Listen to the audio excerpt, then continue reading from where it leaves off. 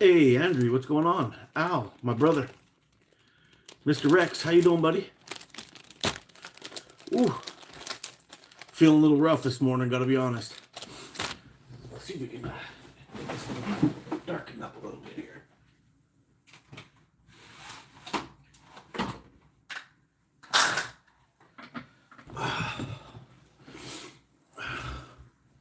That's a little better, a little less glare in there.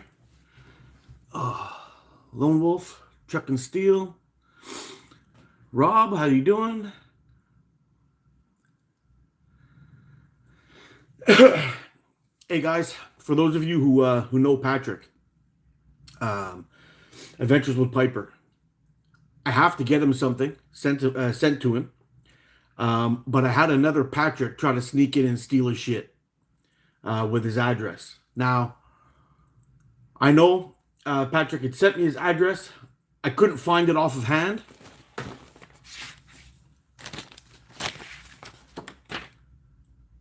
But I don't know exactly what's going on. But I sent him a message on Instagram. He didn't answer me back. I'm trying to get him his Venator. But I had a Patrick Smith pop in. And if I remember correctly, that's not his last name. So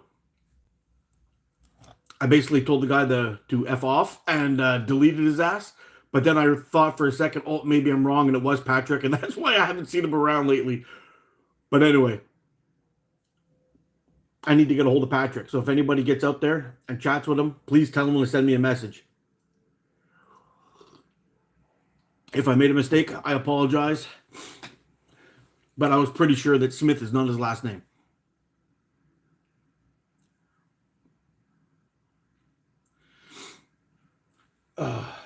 Hope the audio is okay. I don't know where I've put my mic. I know I went to put it on charge, but anyway, we'll see where it's at, what's going on.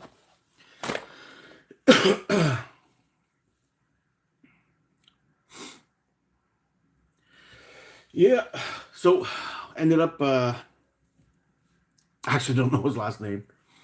Yeah, I've started having that happen quite a bit since I've been doing some of these giveaways from time to time. I got started getting people sending me messages saying, "Hey, I never got my thing," blah blah blah, and I have no idea who these people are. So I don't know what the deal is, if they're trying to scam me out of it or whatever, or it's just a new thing going on. But anyway, if I get any more, I'm going to be posting them on Facebook. Everyone will see them. I actually had somebody else try to give me a job too. I posted that one up just last week.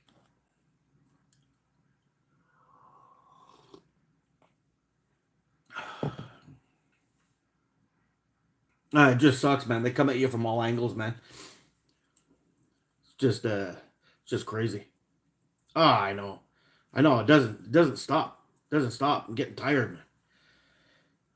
No, you're trying to do something nice for the community, and you got these clowns trying to rip you off all the time. It just sucks.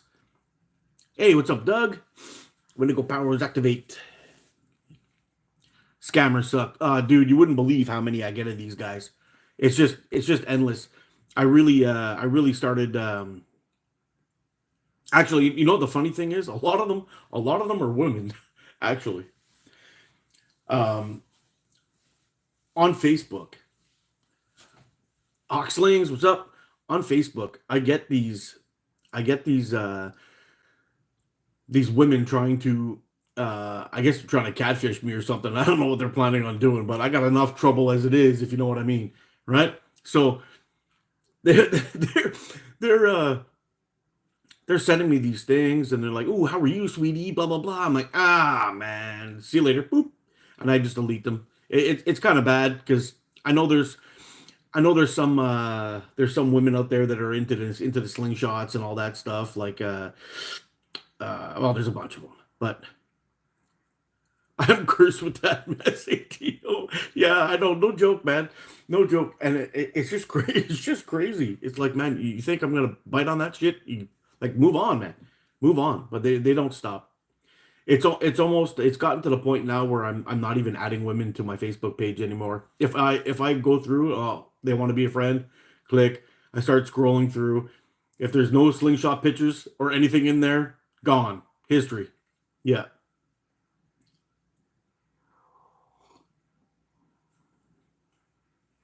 Yeah, it's gotten kind of ridiculous. Oh man. So I got some cool stuff in the mail. I'll be showing you guys a little bit later. I'm actually wearing one right now from my boy Leon, but I don't want to go too deep into that yet until he pops in here. If he pops in here, should be pretty cool. I also got something else too, which is pretty neat. I can't wait to try them out, see how they go. They're more like catfish, man. More catfish, trying to catfish people. See if they can send them money and shit.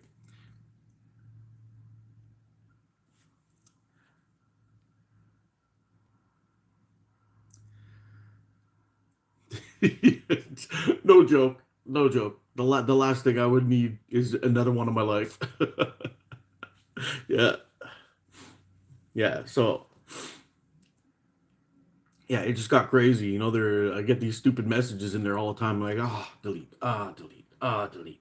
But then I was getting a lot of those. Well, you guys have seen them, I'm sure. Those scammers on Facebook that I've been posting up. I put the whole conversation in there. You know, the last one I got a little rude with, but I was just getting fed up of it. You know, like sometimes I let them go for a little while and I just delete them. But this last one, just some scammer from LinkedIn trying to yeah, scout me for a job. And then they're like, "Hey Butler, what's up?" Trying to scout me for a job, and they're like, they're oh, we just look for people for jobs, and don't worry about it. We're not going to ask you for anything. We just need some information from you. So I was like, oh, so let me guess. Let's just skip all this BS and we'll get right down to it. Okay, so you want my social insurance number, you want my my pin number for my card, you want my name, address, mother's maiden name, and dick size. Is that what you want? Like okay, here you go. You got all the information you need. Hey, what's up, Leon?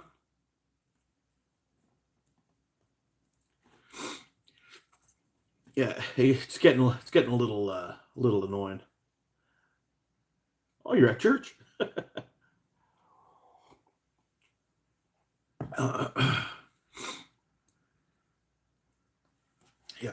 So since Leon's in here, I'm going to show you a couple of things that we got going on. A little setup between me and Leon.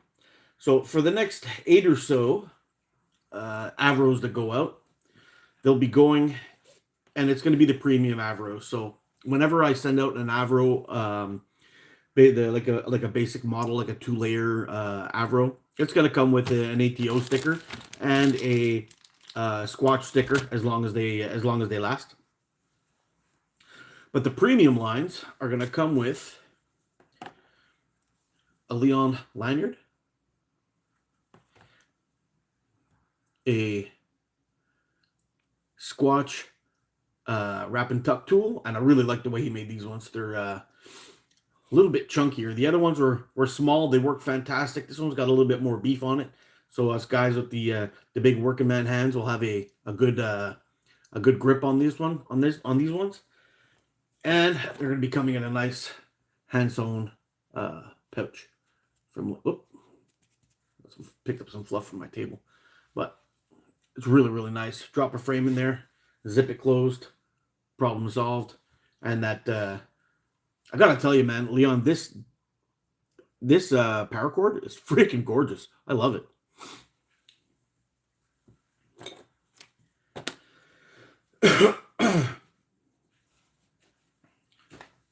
So later on today, probably after this live, I'm gonna go downstairs and try to get a good chunk done on those last 3.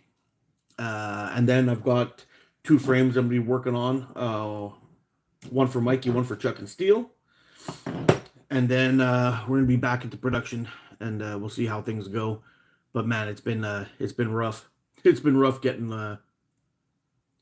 drop them vampire hair pies like toilet seats. Yeah, you got to, man. New neck lanyard, yes sir. Look at that. Another beauty, and it seems like you did a little upgrade on the big alligator clips too. The old one was good. This one's an even beefier version of it, so it's pretty damn cool. Yeah, that'll be pretty damn nice. So I got those in this week, and in the pipeline, I've got those last three. The Mohawk Warrior is in the house. Which Mohawk Warrior?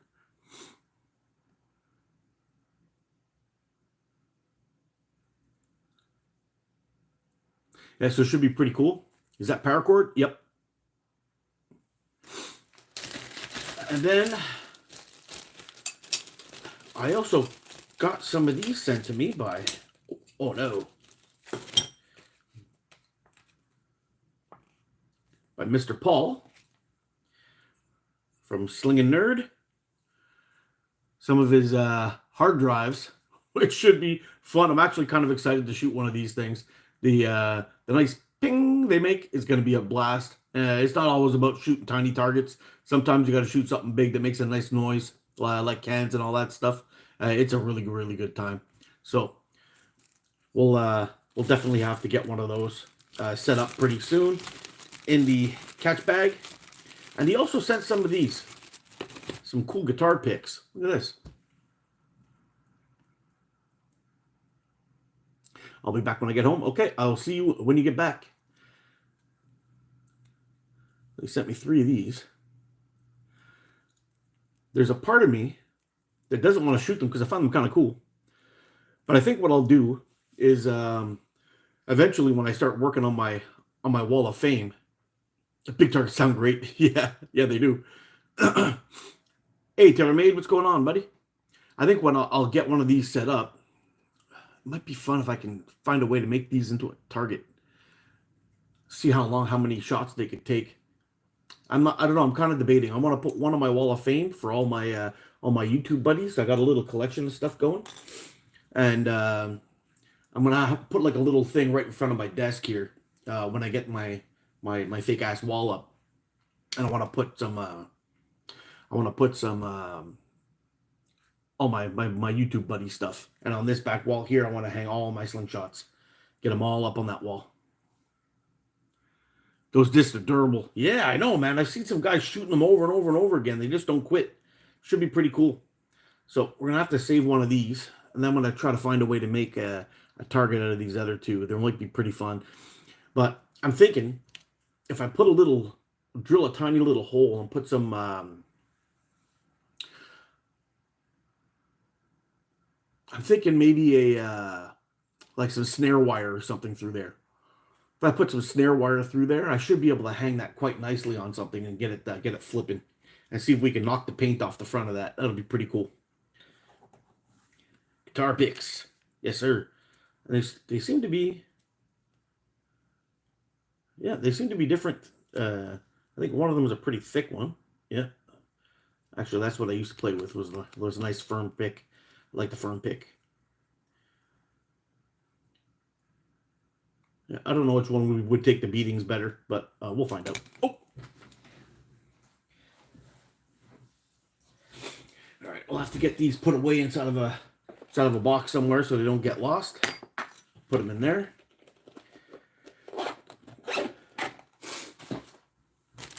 And these are going to be kind of fun, actually. That's a nice size hole right in there.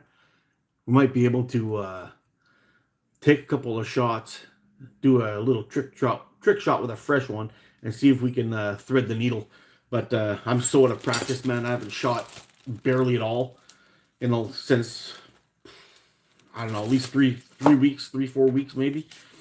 And also, he sent me a couple of stickers, and I've got just enough room to fit one of those in my water bottle.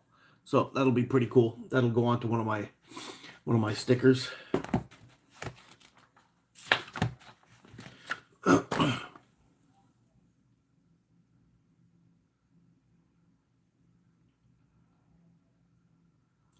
Robert, how's it going? Risky Sister, hello. Mrs. Hicks in the house too? See her pop in here? Oh yeah, there she is. Mark S, what's happening? Yeah, so it should be pretty cool. Yesterday, I was hoping to shoot a video.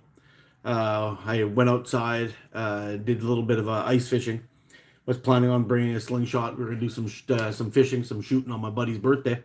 Got out there and man, it was minus 18 degrees in the morning, minus 20 something with the wind chill.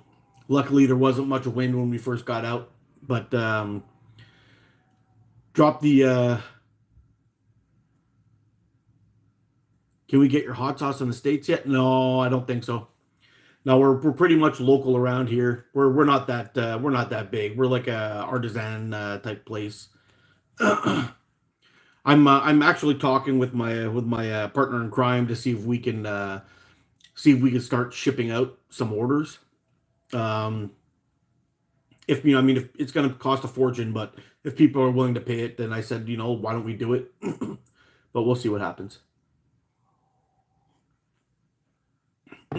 It's just that it's a lot of extra work when you don't have a thing set up or anything like that, and it can get quite pricey. So I don't know what the deal is.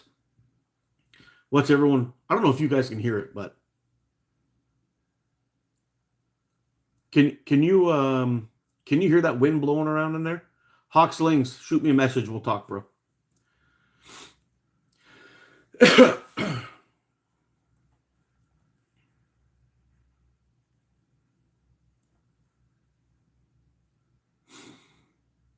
I know I sent a few out to a buddy of mine, and it was it was down in the U.S. and it cost a fortune. I was kind of shocked at how much it would cost because of the weight, but I think it's worth it. They're a pretty damn good hot sauce, and there's a few guys in here who've tried them out. So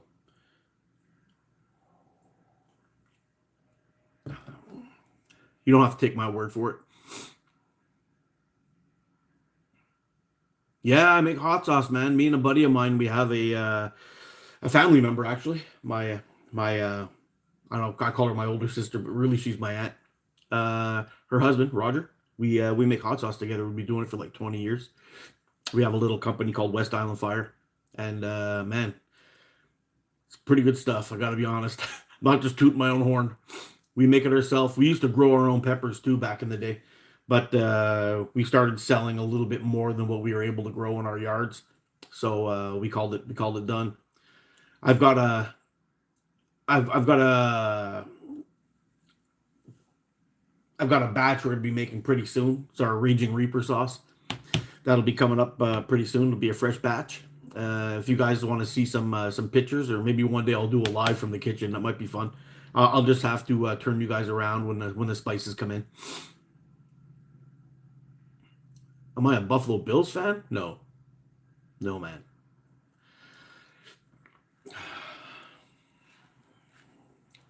I'm a Jets fan, but don't tell anybody, okay? Is my buddy a biker? No. Hot sauce, my favorite mango mat. Yeah, the mango madness is damn good, man. The mango madness and the pineapple, I can't get enough of. I love them both.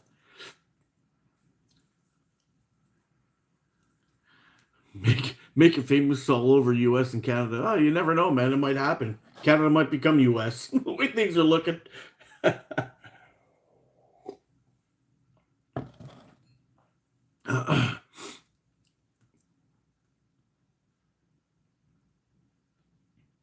I reckon it was a YouTube bug, brother. What? Yeah, Rex. What happened with that live, man? They just shut you down. They're like, nope, we've had enough of Rex today, and they just shut you down. Is that what happened? Do you have to wear a respirator mask to make it ATO? Cleaning the pots? I've gotten pretty used to it now. So when I'm boiling all the peppers in the vinegar and everything, I'm pretty good. It doesn't bother me too much. But when you're spraying out the pots, oh my God, it's brutal, man. Your eyes, your face, your skin, everything burns for a couple of days after. I mean, you put on gloves and you're cleaning stuff, right? So your hands are okay, but when the mist goes onto your skin and around your face, like just like this, you're fine. But if you touch your head, right where you touch it, it instantly starts to burn. It's really, really weird. At 159, I got booted. Huh, strange. I was a Jets fan until Joe Namath left. I think that's just about everybody else, man. Everybody too. Yeah. It's kind of weird, you know. Every time I do a live, as soon as I hit that 2 hour mark, everything always just like shuts down for a second and reboots, and everything gets brought back to zero for some reason. Um, it seems to bring me back all the time. Hey, Dean, what's happening? It seems to bring me back and everything, but I don't know why it does that. Maybe there's like a 2 hour limit, just whatever. I don't know. I don't know why they do that. There was a few years in the Rex Ryan years, Al, where I like the Jets, but the Jets are kind of like living in the ghetto. You know, if you're hungry, you go inside the kitchen. You've got peanut butter but no bread. You got cereal but no milk. You've got hot dogs but no ketchup. It's that kind of thing. You know, the Jets every single year will end up building a team that has a really good defense and absolutely no offense.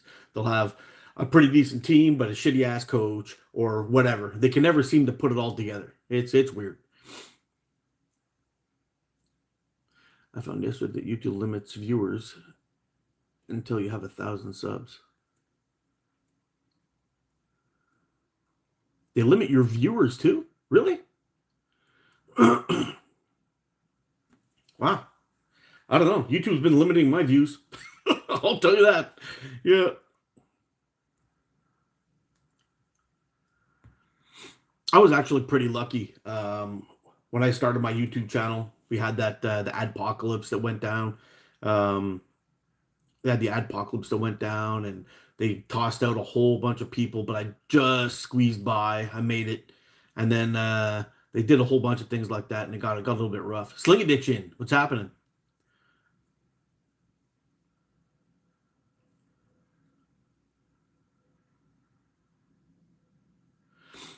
Yeah, it's kind of rough. It makes it difficult for a channel to succeed in that case. And I know for me, a lot of times I have a video actually on this channel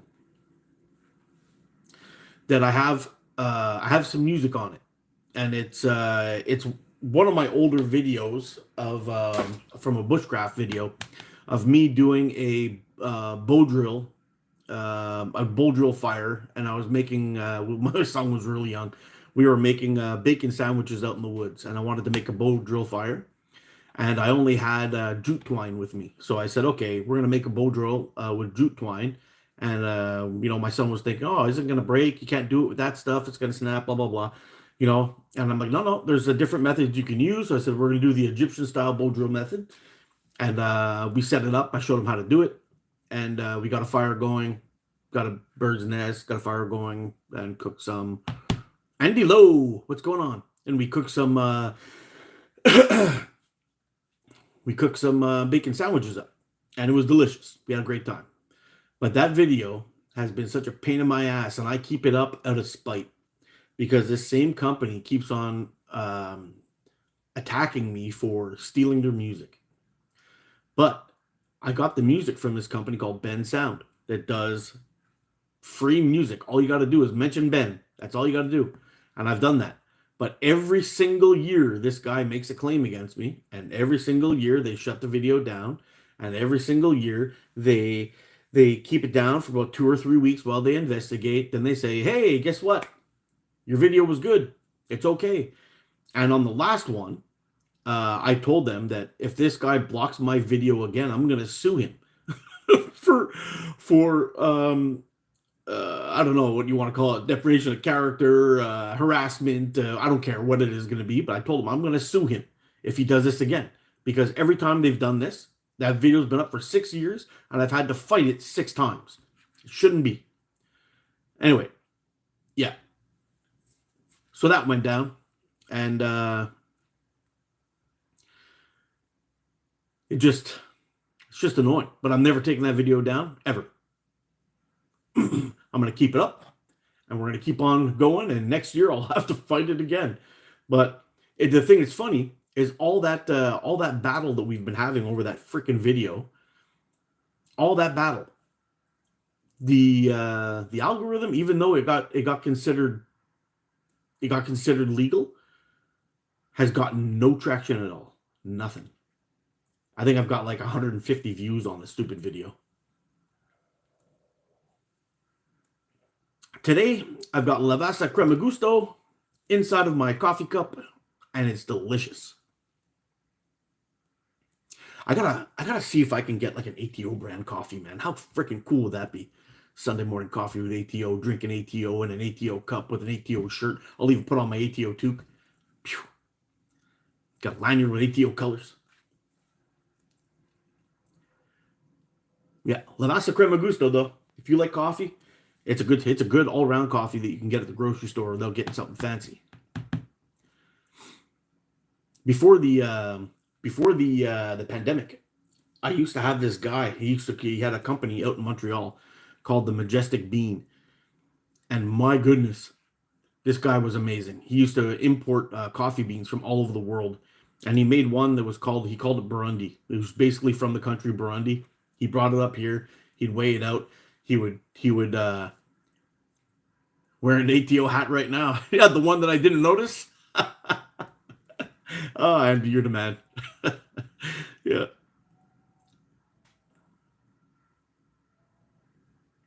Yeah. So I'm thinking, I don't know, that would be pretty cool if I can get some ATO coffee going.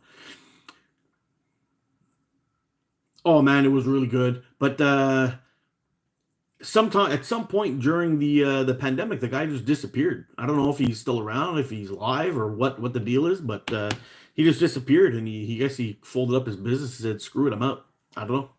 But his coffee was the best coffee I've ever had in my life. That Burundi coffee was amazing. It was expensive, but it was amazing. And there's another one that I like to use, that I like to buy also. It's from Ecuador. It's called Lucia. She's another lady out here in Montreal who does that. It's really good. Old school. Need to get me one of those new logos. Yeah, I don't know. I'm in a bit of a battle. I'm in a bit of a battle with Spring at this moment.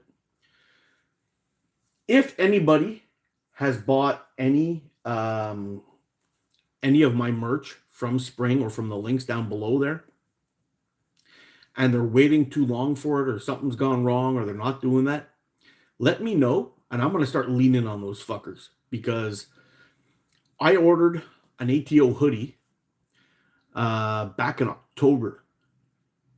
It should have been here before the mail strike. It should have been here again after the mail strike. And now I'm like, hey man, I sent them a message yesterday, or what day was it? Wednesday? Thursday? I don't know. Sometime. Anyway, they asked for me back. They usually answer within 24 hours. I sent them a message. I'm like, look, dudes. He's like, oh, we can cancel your order if you want. I said, no, I don't want you to cancel my order. I want my order so I can show it off to everybody and see if we can get some sales. So what's going on? Oh, you're out of here, Rex? Take it easy, bro. I want to see if I can promote my designs, but I can't get them in my house. So the guy says to me, oh, we can cancel this. No, I want my order. Get it ordered. I said, this is way too long. What the hell's going on? He said, okay, we're going to see if we can expedite it. And I'm like, no. What I want you to tell me, though, is this happening with everybody that's ordering my stuff, or is it just me? Because if it's just me, I'll let it go. But if it's happening to all the people that are ordering my stuff, man, we're gonna have problems. I'm gonna pull my stuff. And the guy told me right away, within 2 days after that, it was up and running. That it was in production now, and it won't be long before it ships, and blah blah blah. But that's totally not cool, man. I'm not happy with that at all. I'm thinking about possibly switching over to Spreadshirt. Hey, Huggy, what's up, bro? Took you 3 months to get a hat from them? Fuck. Dude, I'm sorry, man. Yeah, I'm gonna work on that. I'm gonna try to make that better. That's not right. That's not right at all. Yeah, because I'm in like 3.5 months from my hoodie. Even me, my own freaking design. I don't get it. So I'm gonna start to lean on them a little bit and see if I can get something going with Spreadshirt. Hopefully they can honor their deals a little bit quicker, because this is just stupid. Yeah, maybe I'll put that in the works for today, to start setting it up on Spreadshirt and see what happens. I found their website. It was a little bit weird on Spreadshirt when I first started looking into this, and that's why I ended up going with Spring. It was quite easy to get it to work. but I don't think they I don't think they're doing justice to all the influencers that they're handling. Maybe there's like these really big sellers out there somewhere that do these fuck Trudeau shirts or something like that that are just pounding them out, and it's nonstop. But for small guys like me, we just get pushed to the back. Maybe I don't know.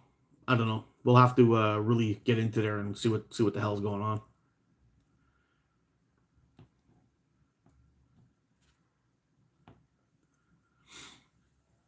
I don't know if you guys can hear the wind howling back there, man, but it's I was all excited this morning when I woke up. It was like -3 degrees outside. I'm shooting for sure today in the live. They were good in the beginning. Yeah, I would order stuff. I'd get things at my house in 2 or 3 weeks, and that was it. But I know Ropa told me that he'd completely forgotten he'd bought a hat. I think it was Ropa. They completely forgot that he bought a hat, and it just showed up one day. It took so long to get there, and I was like, oh man, that's no good. But anyway, I don't know. We'll see how it goes. If it's going to be bad like that all the time, I might just pull the line completely. I don't know. I don't know. We'll see. We'll see what happens. But I'm not happy about that. It shouldn't. You should. Yeah, I shouldn't be waiting for things like that. And if you don't reach out, it'll just keep on going on forever. So I don't know why it's happening, and they don't really give you a good answer either. All they had told me, hey, what's up, Carrie? All they told me was, oh, I'm sorry, we had a problem with one of our suppliers. We'll get back to you soon. I'm like, okay, well, what does that mean? But apparently it means you're gonna have to wait months and months. Yeah, yeah, it sucks. It sucks, but it is what it is.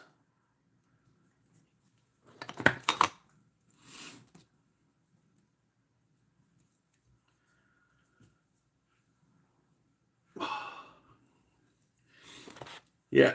So I picked up this book here. You see those little squares? Got all the little millimeters marked out there. I'm gonna start trying to work on the blue bastard probably today. See if we could really get this drawn out properly. I'll be able to follow each of the line all the way around to get the cup shaped out and everything like that. I'll know for sure it's 100% even that way, which will be cool. And then get a proper blue bastard cut out and see if we can get that set up and ready to rock and roll. That'll be pretty damn cool, I think. I think today too we're gonna work on getting the catch box up in the garage so I can take a couple of shots in there while I'm building shit. it'll be uh it'll be pretty cool for days like today. And it's 50-kilometer-hour winds out there. Man, I'm so excited about these lanyards. I think that'll be pretty cool for the premium slingshots. The premium line slingshots I'll be putting out soon with with the multiple layers. I think the only person who has one of those at this moment is Leon, but with the multiple layers and the G10s and stuff like that, the G10 and carbon fiber ones. I think once we get those all sorted out and set up, I think look pretty freaking badass to come in a nice little kit like that. With the wrap and tuck tools and the lanyards. It's freaking awesome, man. Leon does amazing work. Look at that. It's beautiful. Rocking the ATO colors. He's got some he's got some that are like they've got the black lanyard. They're all the basically the same three colors, but he does have some that they're just changed up a little bit, but they look great. They look great. And just to show you the comparison of the wrap and tuck tools, this is the ones how he used to make them, and this is how he's making them now. They're quite a bit bigger, nice chunkier, easier to hold on to with the lanyards. Same kind of like a Dyneema style cord on the inside, but should be pretty damn cool. I'm super happy with this.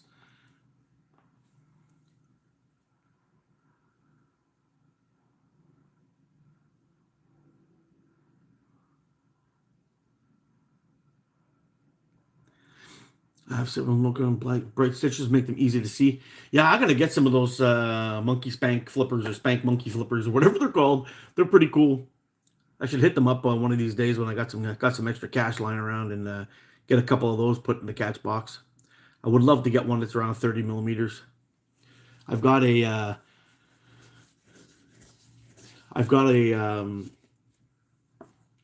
the what do you call them?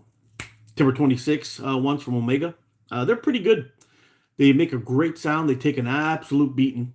It's actually funny. My 40 mil flipper that I've hit it so many times. It's now a 50 mil flipper.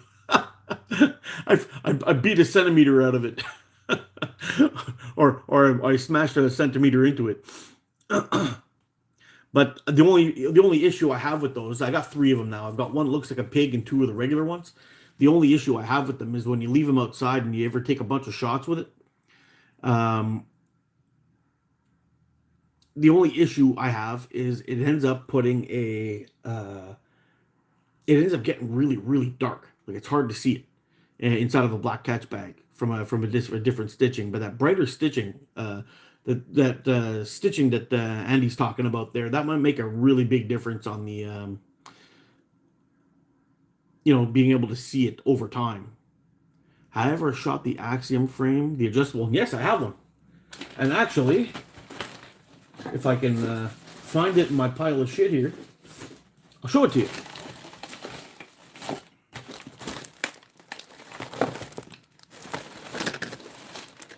But I can't promise anything. I might not be able to find it unless I already have put it back in my drawer. I've been kind of chipping away at all this junk here, trying to get it all sorted. Let's see what I can find. Let's see what I can find. Oh no, I haven't seen that one in a while. I'll show you that one in a second.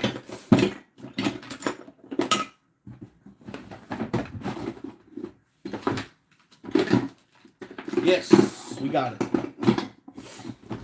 Yeah. There we go. Axiom X. And I'm going to be honest with you, straight up. When I first saw this frame, I honestly thought this was 100% gimmick. This is not a gimmick. This is a good frame. It's a really good slingshot. Oh yeah, I got her tuned in to 88 millimeters. The Axiom X is a really good slingshot. I had concerns about moving parts, where we were going to have things moving around inside there, possibly. I've had nothing move. I was concerned that it was basically kind of gimmicky. It would be more trouble than anything. But you know what? I've put this all together. I've never touched it with anything like I've used no Loctite or anything like that. The only thing I will say is the fiber optic that they put on there. You see how it ramps up? Let's see if it can give you a better look here. See how this ramps up here a little bit and it kind of blocks your target? I didn't like that. So what I did was I just took the clips and I tried it. I flipped them over and it works just fine. So now I'm shooting off of a very nice squared point, which gives me a perfect sight picture, and it shoots fantastic. LP's Outdoor Adventures, what's going on, buddy? So, all in all, I highly recommend this. I never did a review on this frame. I might do like a 2-year review on this thing, but somewhere on Facebook or maybe even on YouTube, I can't even remember, I did a short shooting this thing, or just like a video of just me shooting this target, and I completely chewed out a Splatter Targets core with not one varying shot, not one thing. It was like 30 shots right down the pipe. It was beautiful. Great free slingshot. I also got this one I found in there, my Axiom Ocularis LE version. So this was the limited edition on the first run that they ever did, and I I got one of these bad boys. I got one of these bad boys, and I never liked the Ocularis at all. I originally, when I first started shooting slingshots, and this was like the third or fourth slingshot I ever bought, it was the plastic one. I shot it looking off the round forks, couldn't figure it out. I thought it was absolute shit. But I actually like shooting this thing long draw. So I keep it, and it is a collector's item for any other reason. It is a collector's item because there's not many of these out there. There was a limited run, and I had to get my hands on one when Simple Shot came out with these. So I've got the Ocularis, and I also got, where is it? No, that's not it. That's the version 2. Here it is. And I got the Scout LT LE. So I got this one in silver. Got this one in silver. It was the only one that when I was kind of like I was kind of AWOL on social media when these things came out, and I looked at my email or my Facebook at one point, and it had blown up with all these things coming up on popping up on Facebook and stuff like that. And I'm like, oh wow, look at that, that's pretty damn good. And sure enough, it is the Scout LT LE. And when I went to go buy one, they came in 3 colors or 2 colors, I think. When I went to pick this one up, it was the only one that was left was the LE, so of the silver. But I ended up spending a crap ton of money, and I got the red one, this is like really, when you're outside, guys, and you look at this, like the sexiest red you've ever seen. But I took a bunch of shots with those. They're pretty nice. Came with a nice little case and all kinds of things. It was pretty nice. But anyway, we'll have a little bit of fun with that once summer comes and we'll revisit some long draw a little bit. I hope you're doing good. I'm doing good. John W., how you doing, buddy?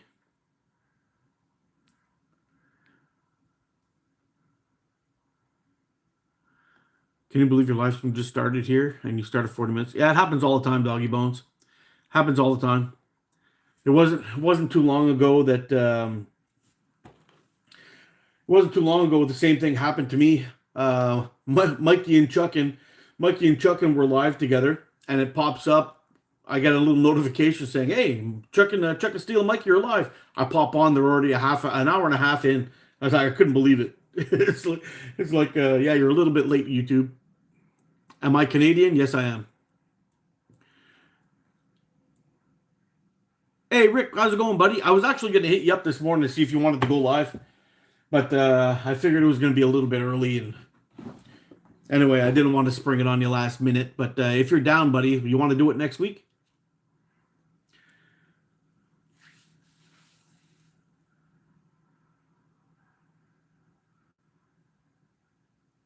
Hey, what's up, Kyle? He didn't even get a notification. Oh, that sucks.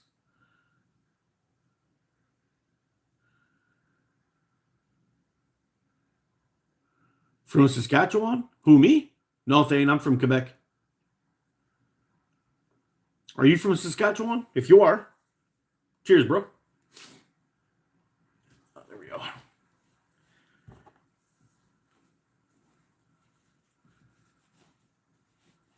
All right, Rick. You and me, live, Sunday morning coffee next week. We're probably a little overdue, but we'll get some shooting done. I think it'll be fun if it's not too cold outside. Squatch Creations, Leon, a big man crazy for lanyards and slingshot bags. Get one from the new Hillbilly Slingshots site. Is up. Oh, his first customer. Oh, no way. Okay, Rick, I didn't realize you were up. Now I feel bad for not calling you this morning or shooting you a message this morning. What are my thoughts on Trump? Trump's doing what Trump's doing. I'm not upset about him or what he's doing at all. I'm really upset about our government dropping the ball on everything that they touch. So that's my thoughts.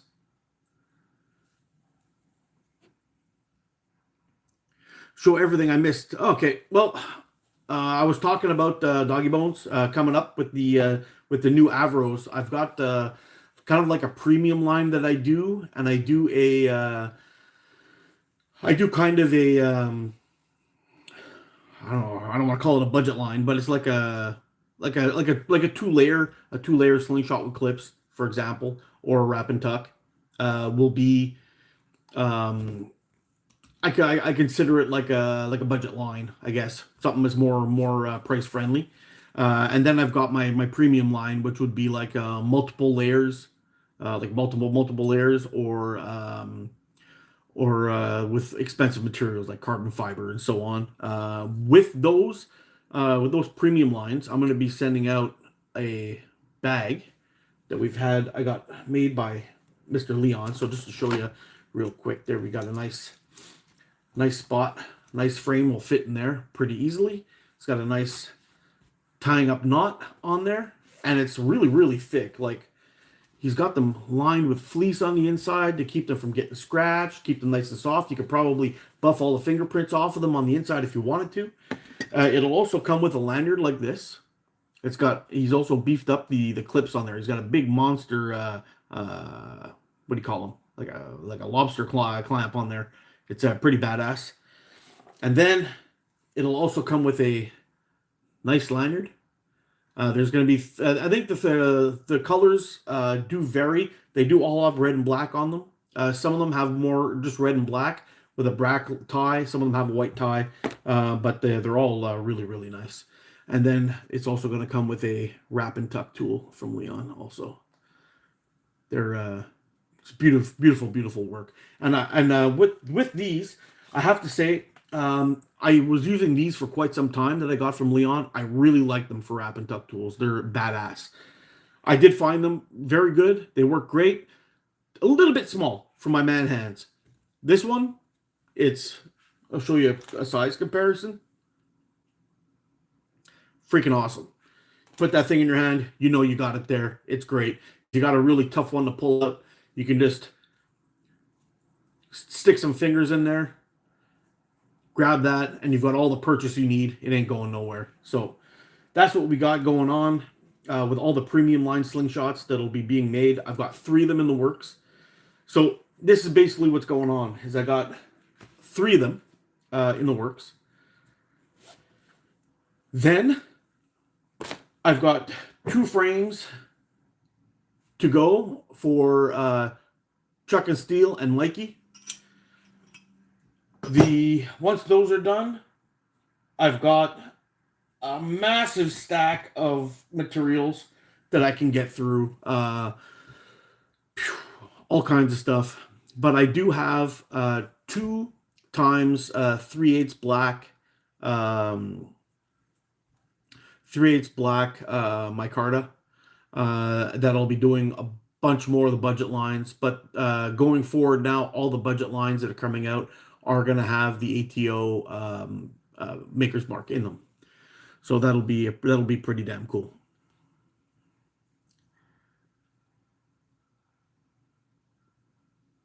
I think a lot of people do. I want Canada to be the 51st state. I think a lot of people do. I am a very proud Canadian, and I would much prefer Canada to stay Canada, especially considering it was caused by incompetence. But we'll see what happens. I'm hoping that the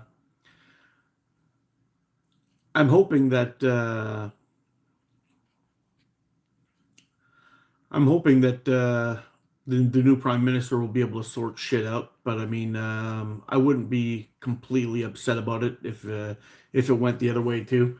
It's a lot better becoming a bunch of socialist fucktards like the group's trying to do to us at this moment. So anyway, it's definitely a better option.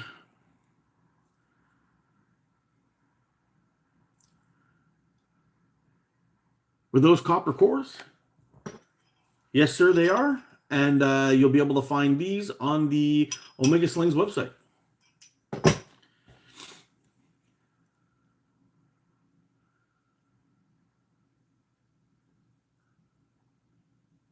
What am I doing, man? I'm sitting here talking about slingshots and politics, unfortunately.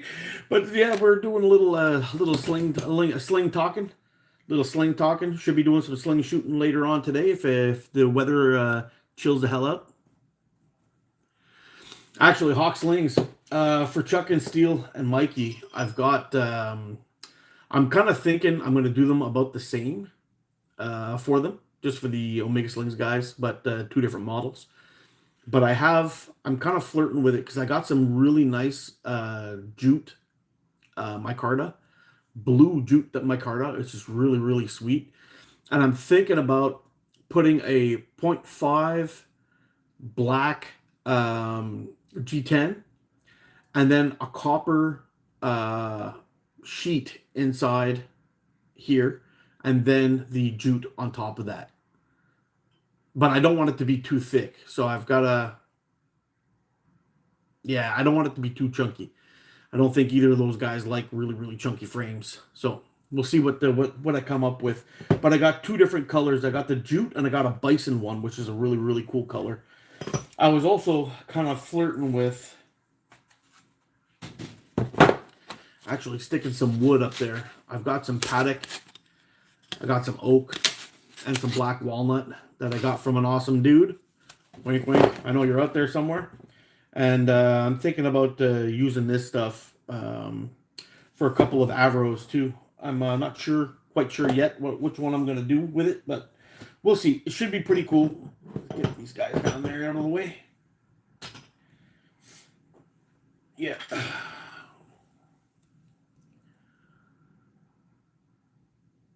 They'll be pretty nice, man. I think when they're all done.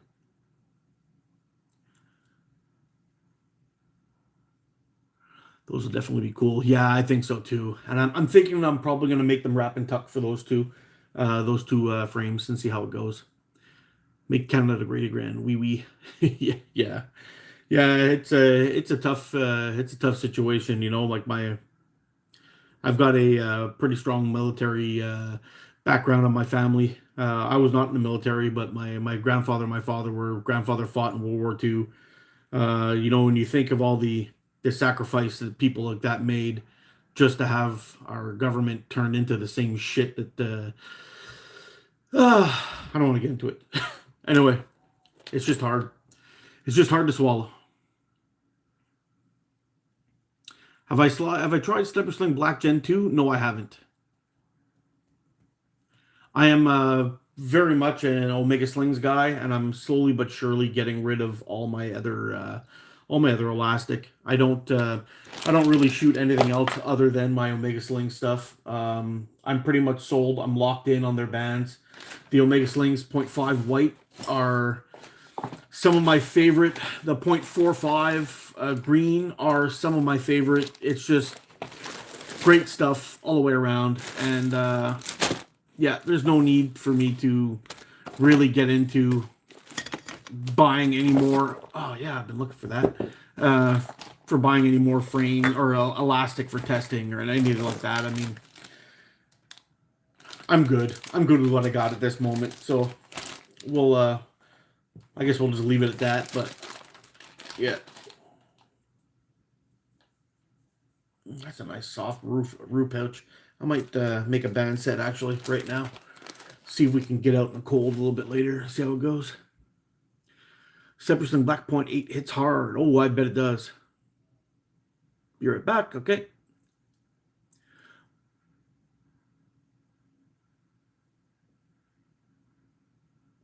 What Omega bands are close speed-wise? Well, I've done speed tests on the old Sniper Sling Black. They were the fastest bands I've ever tested ever. Now, that said, if you're planning on going out and doing some hunting with them, by all means, you've probably got the best bands for that. There's only two knocks that I put against it. One is the draw weight's quite heavy. It's also one of the heaviest bands that I've ever tested for that draw weight. And two, the life of them is absolute trash on the old ones. They were horrible. I've never tested a band set that was worse than that ever in my life. What's up, Bozo? So most of the time when I did my review on it, I would shoot in between 75 and 100 shots with the elastic. So I got the elastic. It was brand new to me. I cut a couple of strips off, made a set, and shot it. I didn't reach 115 shots with it before the bands broke. And I thought, okay, might have been something I did wrong. Created another band set, shot it, had the same problem. And I was getting multiple breaks over very short periods of time. And even with the black, the least shots I ever got out of it was 50. And that was with maxed out band sets to get the max out speed. You'll never ever shoot like that, or you shouldn't be shooting with maxed out bands. They just don't last, and the hit is rough. So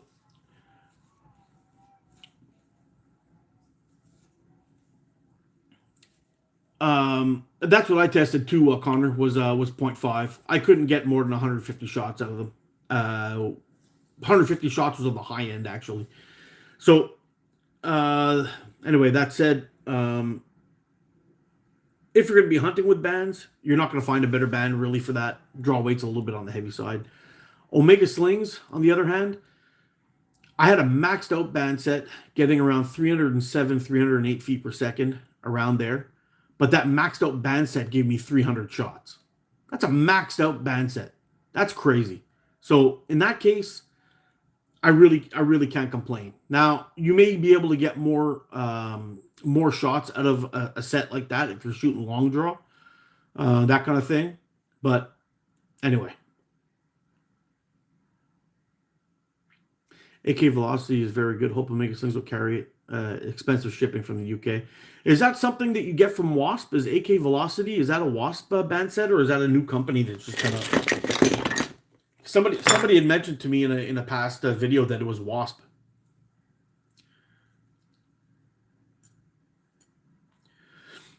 What bands were they, buddy? That color? What color and what thickness? It was 0.5 Omega Slings, white, electric white.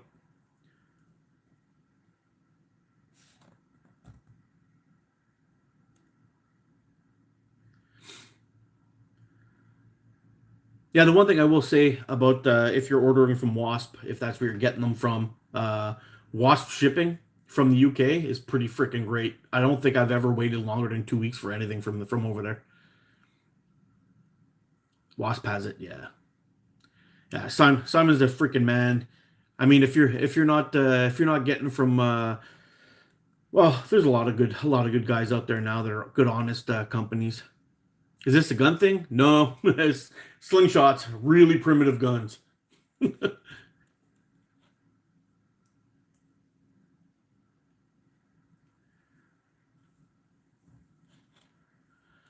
No, I'm Junior's brother. I don't even know who that is. What kind of stream is this? We're just out here talking about Slingshots. Omega White lasts longs. Pull weight is light, affordable, and easy. Plus shipping is fast. Yes, sir. Doggy Bones, preach, my brother. Preach, my brother. It's pretty good. It's pretty good stuff, I gotta say. I've been out.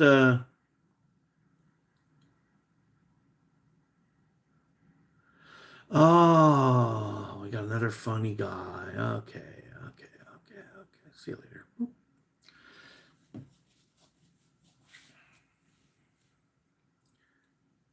Yeah, Ram's gone.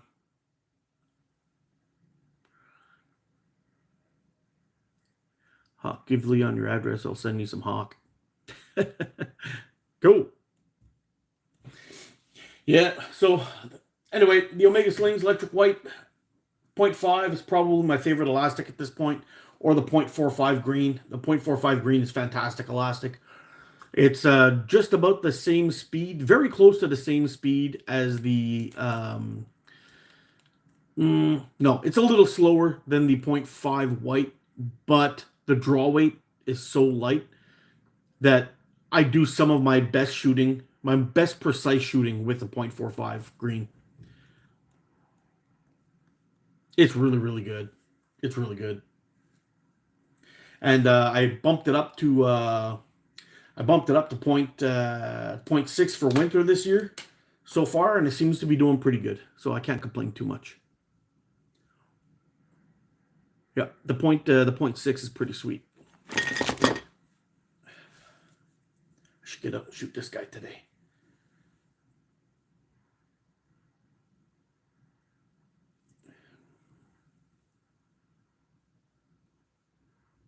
Yeah, I gotta tell you, like Gamekeeper John, his design when you hold it in your hand, like I don't know if it's going to be the same for everybody's hand, but in my case, this thing fits so good. It fits so good. It's not even normal how comfortable this thing is.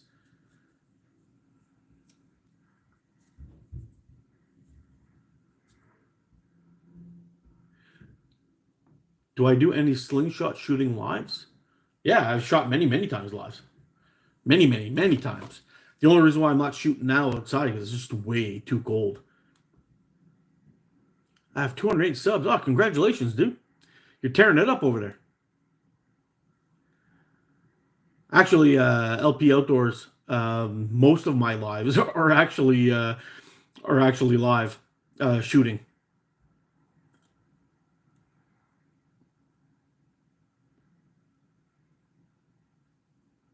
I have 208 subs. Yeah. Yeah, it was rough, man. Yesterday, went out ice fishing, drove about an hour to get to the spot. Everything was supposed to be looking good, but man, it was cold as fuck. Got out there and it was just so cold, man. I banged out three very, very small fish out of a hole, just jigging, but didn't hook up on anything big all day. Not a flag, not a pop, not nothing. I think we were overestimating the depth of the fish. We should have been probably fishing a little bit more shallow. As the cold temperature comes in, the fish tend to go deeper. Um, yeah, we caught nothing. We caught nothing but three tiny perch. And when I say tiny, I mean one of them was probably maybe on the minimum size of an eater, around 6.5 inches or something. Probably with like three or four of those, you get a good fish taco out of it. But the smallest one I caught was like this big. I actually have a little video of it. I'm gonna post it on Facebook so you guys can make fun of me. But yeah, hey, Wild and Wired, what's going on, bro? Yeah, we spent the whole day out there, freezing our balls off, and didn't catch fish, and anything worthwhile talking about. I did catch three little perch, but nothing really worth talking about. And it was crazy because I hooked up with three fish, and I started working a couple of other holes, but I dropped my jig down, and I can see him on my sonar. It goes right down to the bottom. I bounced the bottom two or three times. Then I'd slowly start to lift it up, like maybe an inch or two, and then I'd just wiggle it a little bit. Then bring it back up, wiggle it a little bit, and I'd have five or six fish on my sonar following it all the way up. Nobody would bite. Started tipping it with maggots. Same thing. It was crazy.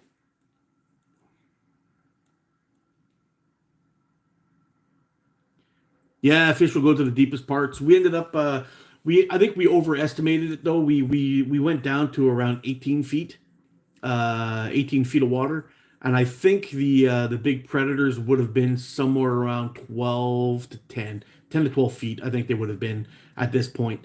Probably by next week, with this -20 weather we're getting, we should be in that ballpark again, somewhere around there. We'll see.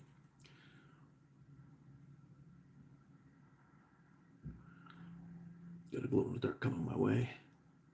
Fish will go to the deepest parts, 100%. Yeah, and once probably at the end of next week, we've got another spot coming in. We've got about a week of -30 coming. So once we hit that area, it's going to be the fish are going to pretty much disappear at that point. It'll be very, very hard to find these really deep holes. But I'm thinking about going back to that spot and doing a night run to see if we can catch some walleye. That might be pretty cool. Walleye and burbot.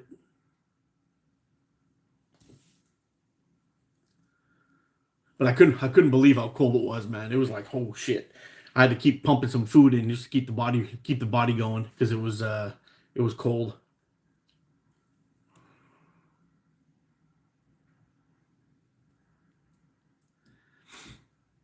Yeah, yeah. I think I'm definitely gonna have to get that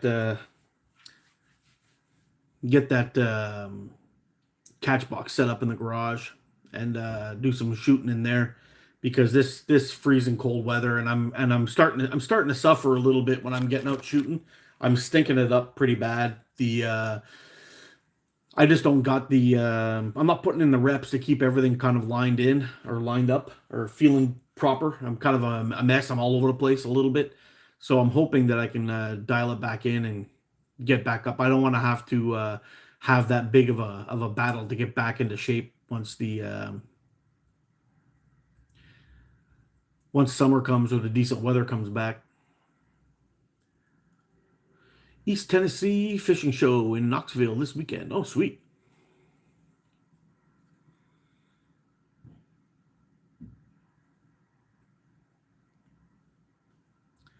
I've been standing on a cheap 40 quid plastic lean-to greenhouse and shooting in the wet. It works great. Keeps the wind off too, so much less cold. Yeah, I think that's the plan for next year because I mean you guys have seen my backyard, right? From shooting on these videos that the sun is just freaking brutal in the backyard in summertime. It's hard to shoot. And I'm thinking what I might do is I'm gonna buy one of those one of those fold out we're gonna start that shit. See you later, Tim Cunts. Boop. So once the come to Houston, it's 15 degrees Celsius. Oh man, that would be sweet. That's like shorts weather for me, bro.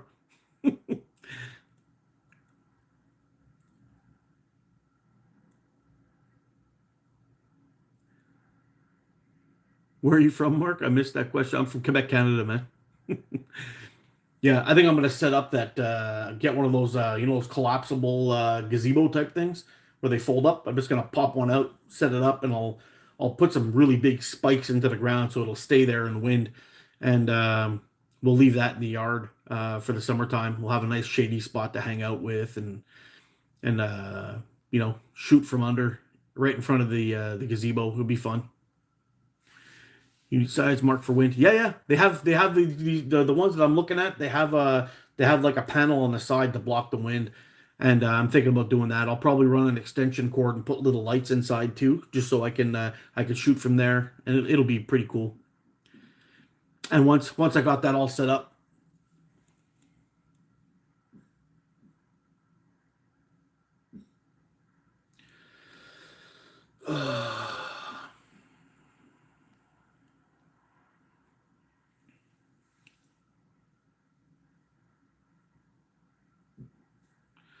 I got one of those umbrella shaped propane heaters.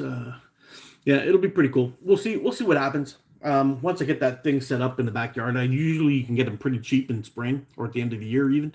So I'll have a look and see if I can pick one of those up and get that set up in the backyard.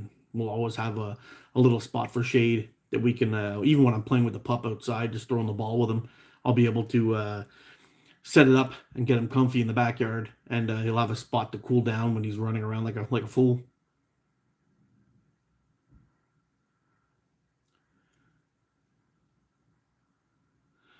I was gonna come with some wood posts and nail some corrugated plastic.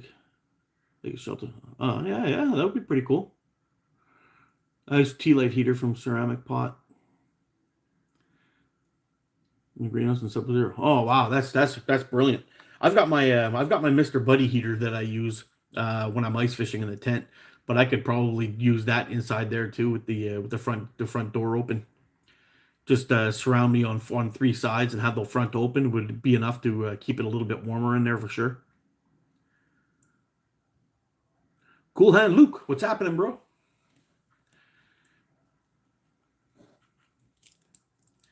In their bivvies.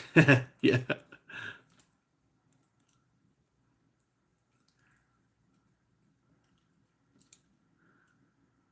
room is metal, and slanted. I fell off of it 6 or 7 times. Oh, that's never good.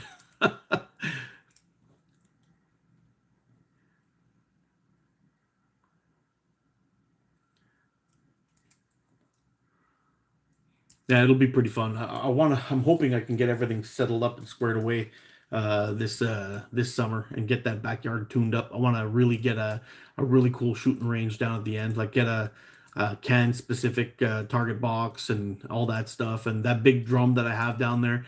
I want to modify it a little bit. There, I'm a little bit. I don't like having the. I wanted to make sure that I had something that can block the rain from getting inside. Um, I've had a little bit of issue with rain getting inside and rusting the balls down the bottom and keeping it moist in there. So what I'm thinking I'm gonna do is if I can get my hands on another bucket or another drum like that, I'm gonna cut out a hole, set up all my targets inside, put the curtain down in the back like I did on the last one because all that works perfect. The only thing I want to do is I'm gonna put like a I don't know, like a strip around the front that'll roll down and cover it. So when I'm getting ready to shoot, I just roll that puppy up, flip it up over the top, and then I'll be ready to shoot. And when I'm done at the end of the day, I can just open it up, let it flip down, and stick it there with something like a I don't know, have it weighted down at the bottom with a little metal bar or something, just enough to keep it down to block any rain from getting in.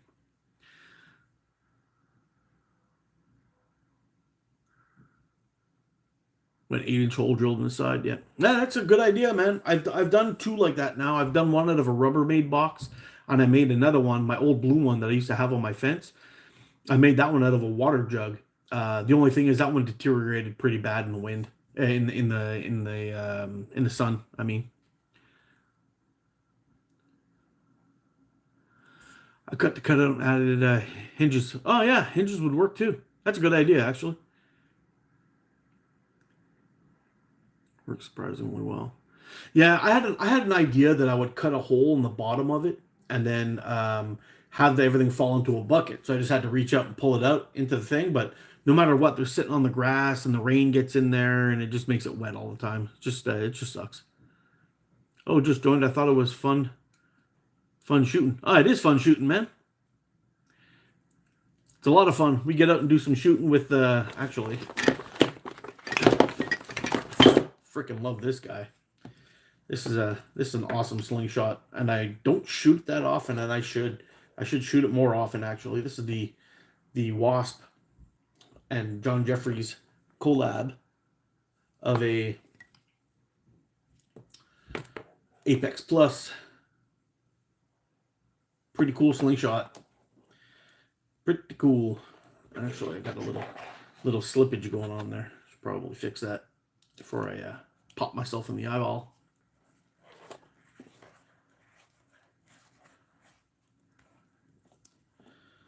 Yeah. Ooh, that's not good. Look at that.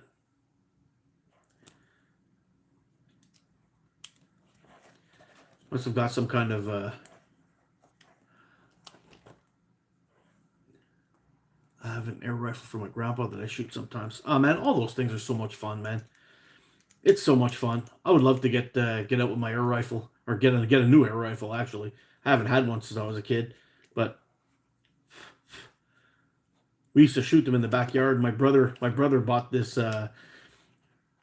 bought this rifle, and it was just iron sights on the thing. But we used to shoot in the backyard. We had one of those aluminum style sheds, and we used to just open up the door, and shoot inside the thing, and we'd hang like little GI Joe figures from my brother's old toys, and we'd shoot their heads off and shoot their hands off, and just kind of chip away at them slowly but surely to see how many times we can shoot them up. It was a lot of fun. We had a lot of fun shooting those things.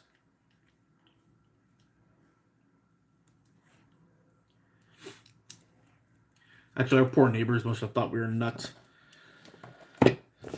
Yeah, we used to shoot. My dad used to shoot his compound bow in the backyard, and all kinds of things. We did a lot of dumb shit back there. Those are my crazy days. Yeah, but it was fun. My son, I keep wanting to say my son. My brother had a couple of handgun pellet guns, and then but that rifle one he had, man, I wish I had that today. When he told me he sold it, I was heartbroken. I'm like, no, dude, I would have bought it. It was such a nice air rifle, a lot of fun, and precise as hell. Yeah, Butler, is it cold up there? We got wicked wind up here today. It's only -3, but it's with the wind, it's like -10.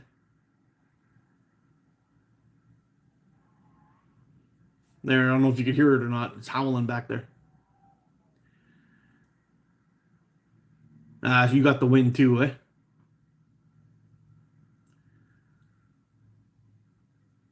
Yeah, he's probably got the same thing going on. We're not that far away from each other, so he's probably got the same thing going on. It's been a while since I got this guy out.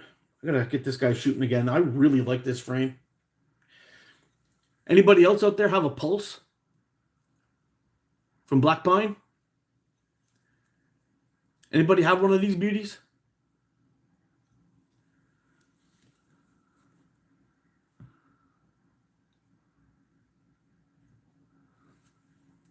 Freaking love this thing. When Colton asked me to test one out for him, I agreed when I saw it. It was like, oh man, this thing's so freaking cool looking. Did a little bit of shooting with it, and it's a sniper. It's a sniper frame. I love this thing. I got one being cut right now. Can't wait. Oh, dude, you're gonna love it. You're gonna love it.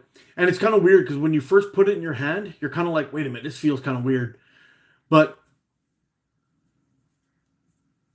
once you put weight on it, it's so weird. Like you put the weight on it, and this thing just locks in your hand. Like I don't know, it's great. And if you like to shoot pinch, if you like to shoot pinch, this thing it just locks right in your hand. There's this thing ain't going nowhere.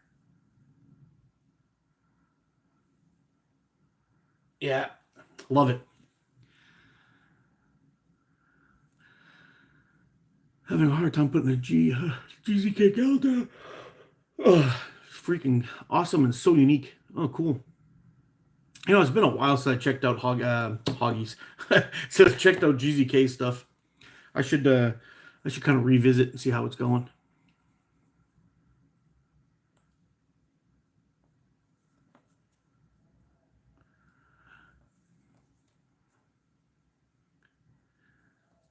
Hey, Hoggy, do you want to meet at the fish show today on me? Oh, cool.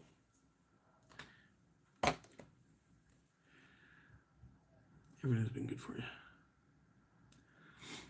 And he's had some pretty good news. Pretty good news lately. Super happy. Super happy for Andy. Oh.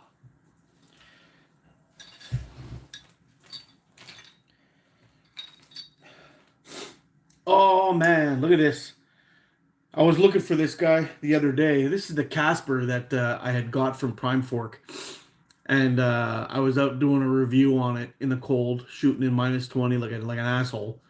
And he had this really, really nice epoxy front on it. And I frame hit it and blew it up. Pieces went flying everywhere. And I was supposed to do a review on it. It broke my freaking heart. But look at that. I got it glued back on there. And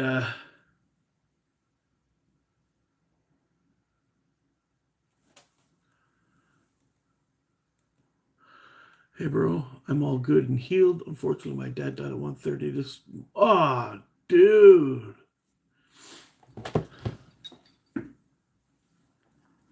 Oh no, Andy, I'm sorry, dude. Sorry to hear that. That really sucks.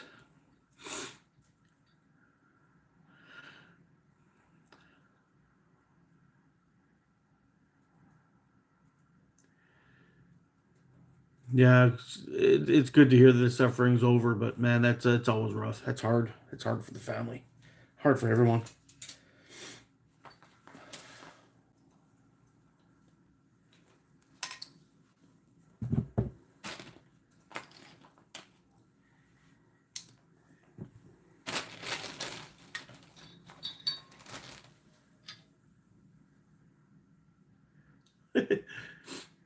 totally forgot I had made this.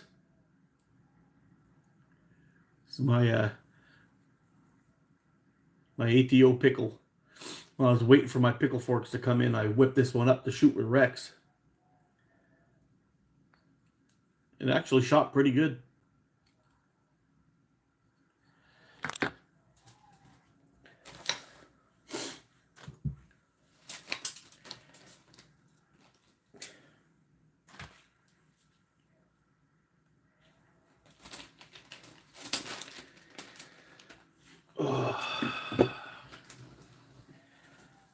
Put this guy up here for now.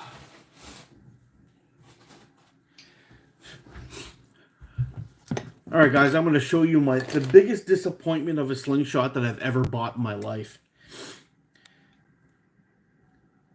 This thing right here is the Sniper Eagle something or other. It's one of those safety slingshots, or not safety slingshots, but what do you call them? I guess survival slingshots, where you could fold it out and you could shoot with it and whatever. So I originally bought one of these from GZK that I really, really liked. And then they came out with this one. And I'm like, oh, it's cool. It's got a flipper on it with a pretty decent, I think it's VG10 blade on it, which is a high quality steel. And I ended up doing some shooting with it. And it was kind of okay. It took forever to get the blade sharp, but I did get it, as you can see. It's hair popping sharp at this moment. Came with a few other things. It's got a little saw on it. And it's got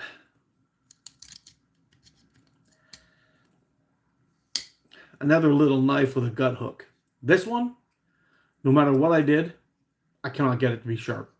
I don't know if it's the same VG10 steel or not on there. I have no idea. The gut hook,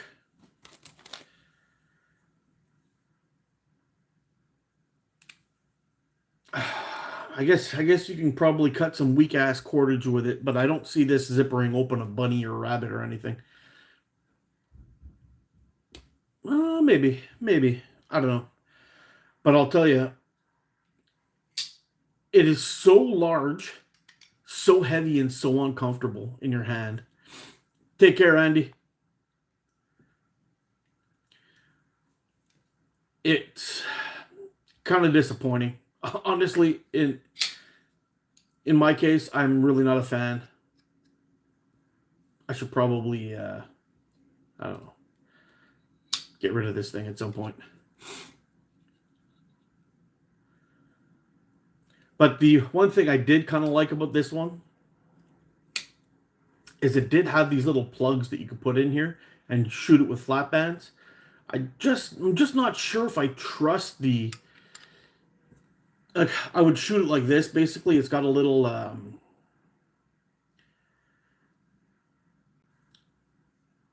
yeah, it's hard to tell. It's hard to tell which way to hold it. This way, it doesn't feel good at all. But this way, when you're holding it, unless you don't get your fingers up high, you're putting all the pressure on this thing. So you got to get your fingers up high and get ready to shoot it. I don't know. My biggest issue with this was I thought it would be fun to have a decent knife with it being VG10 on it. But when you're holding on to this thing, there's so much shit and weirdness on there that you can't really do any real cutting for it very long before it starts to hurt your hand. So anyway, Sniper Eagle, it's a I don't know. I'm not happy with it at all. It's really just a gimmick in my opinion.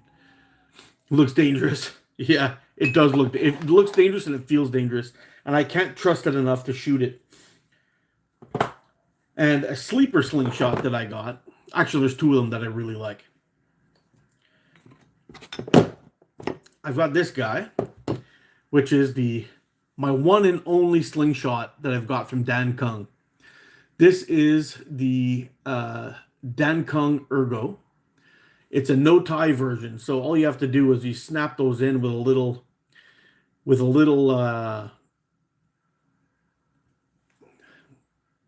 you snap those in with a piece of tubing, and it works. But today I'm going to see if I can band this guy up with a wrap and tuck and see how it holds. If it holds, I might just wrap and tuck it all the time because I can be more precise with my setup like that. But I got another one. It's very similar to that one. This is the one from Sniper Sling. I can't even remember what it's called. Maybe some of you guys will know what it's called. Uh-oh.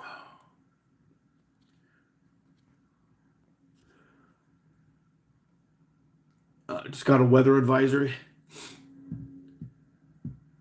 Island Maid makes a snapshot. Yeah.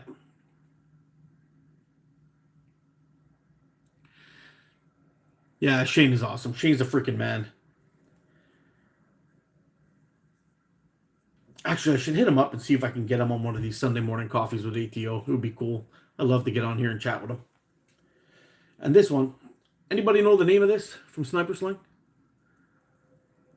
Maybe it might even be the S Dan Kung or something like that.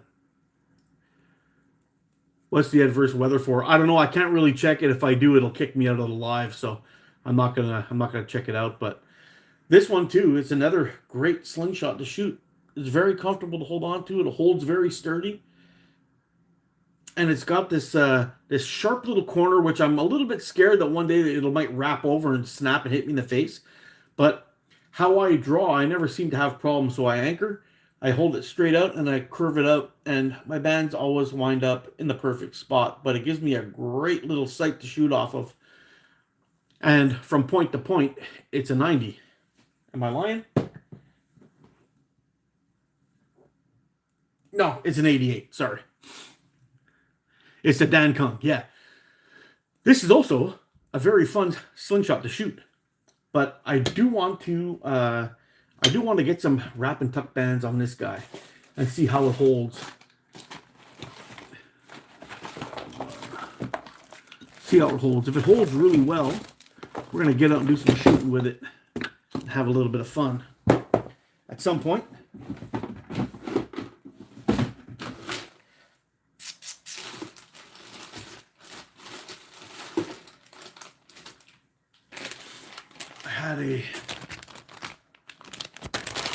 knocking you guys around. I apologize for that.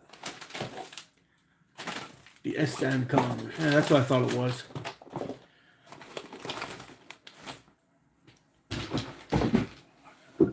I really gotta gut this place, man. I'm gonna take everything, just fucking throw it all out, and just snap and lose it.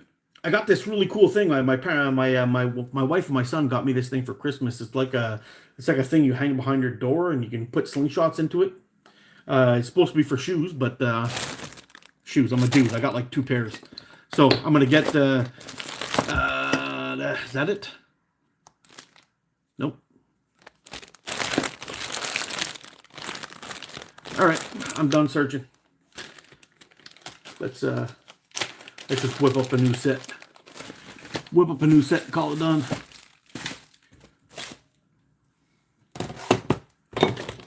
Maybe we'll put some, it is cold out. Let's put some Olympus Green 0.6 on there. See how that goes in the cold. I think we should be pretty good with that. How many slingshots do I have? Kamala Lama Lama Ding Dong. I got way too many, I think. It's probably becoming a bit of a problem, if I'm being honest. I got to thin out the herd a little bit and see what we can whittle things down to. There's not really many slingshots I really like to shoot on the regular. I've got my forever collection, which is never ever going anywhere. And I got a few awesome slingshots in that list. Probably about 10 and a couple of yeah, I've seen those before. Used for slingshots. Good idea. Hold on a second. What did I miss here? Might be live later. Oh, cool.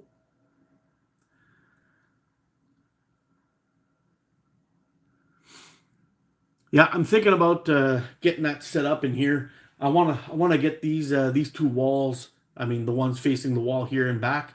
I want to get those set up with like a faux brick wall in the background, and then and then set up the inside here. Get all these things to set up with either slingshots or shelves up along the wall, and get this room looking pretty cool for a good spot to do these lives from, so it doesn't look like a giant junk heap. But unfortunately, as we're getting through the stuff inside the house, a lot of things just wind up being stored in here. And anyway, it is what it is. But once we get it all squared away and set up, I think it'll be a pretty badass sling cave. Oh, speaking of sling caves, the Sling Den. Please tell me you guys saw that interview with Benji and Jorg yesterday, Mr. Sprav. That was one of my favorite ones ever. That was a great show. Benji's the freaking man.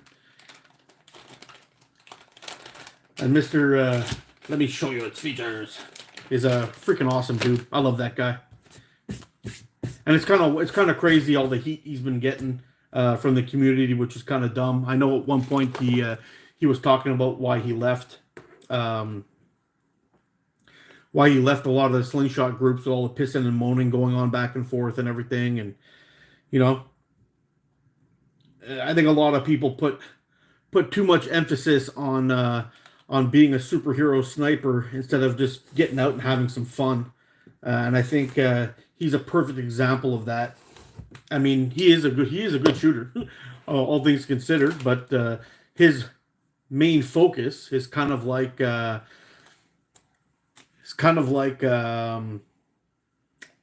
what's his name, Matt Carricker over at Demolition Ranch. He's like the demolition sling guy. He wants to get out and just smash stuff with a slingshot. And more power to him, man. I really enjoyed that. Podcast. It was a lot of fun. Very cool. And Benji is the freaking goat at that shit. Like, really? Who needs Oprah, Donahue, all those guys? Screw them all. Get rid of them all. We don't need them. We got Benji. That's all we need. He's the man.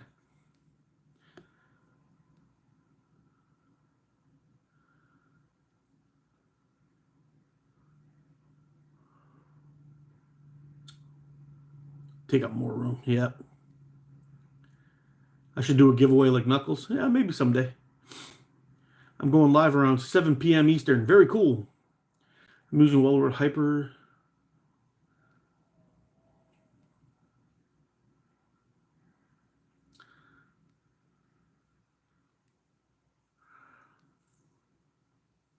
Put my alarm. Be right back. Working on the website, building frames. Very cool.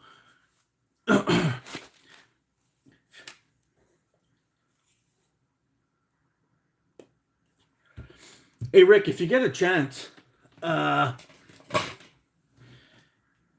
not even sure if I've done it already. I might have already done it. I'm so lost these last couple of days, but if you get a chance, and if I haven't done it, and I should have, I apologize. But send me the link to your channel, and I'm gonna post it up, and I'm gonna do a little something today to support your launch of your new channel of your new website. So if you can, just send me the link real quick whenever you get a chance, or I'll go digging for it on Facebook. I'm sure it's there. But I'll put something together today and get a little short out and see if we can generate you some traffic. Not that you need it, you're doing fine, but you're my dude, and I wanna support you.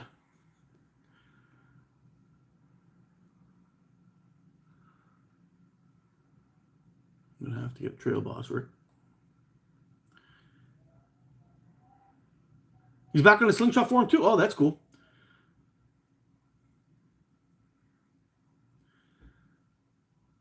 What taper do I shoot?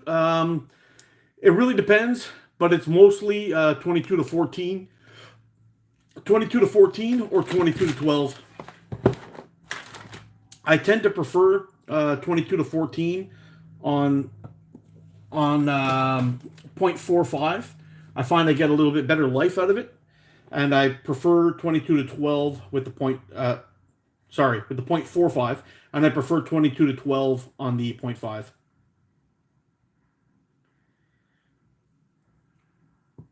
Although in wintertime, I tend to need a little bit more zip, so I shoot 22 to 14 pretty much exclusive, and I get good speeds, good zip all the way around. Not a problem at all.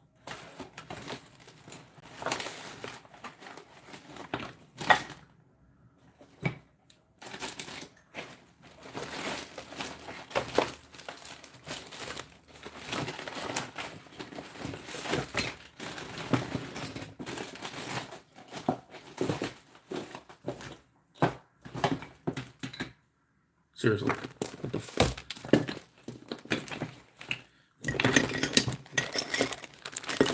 Yeah, I've got way... there we go. I buried my my scissors. Yeah.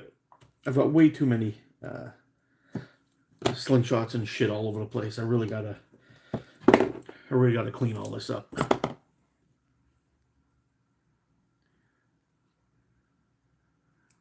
Oh, hillbillyslings.com. That's easy enough. I'll definitely remember that.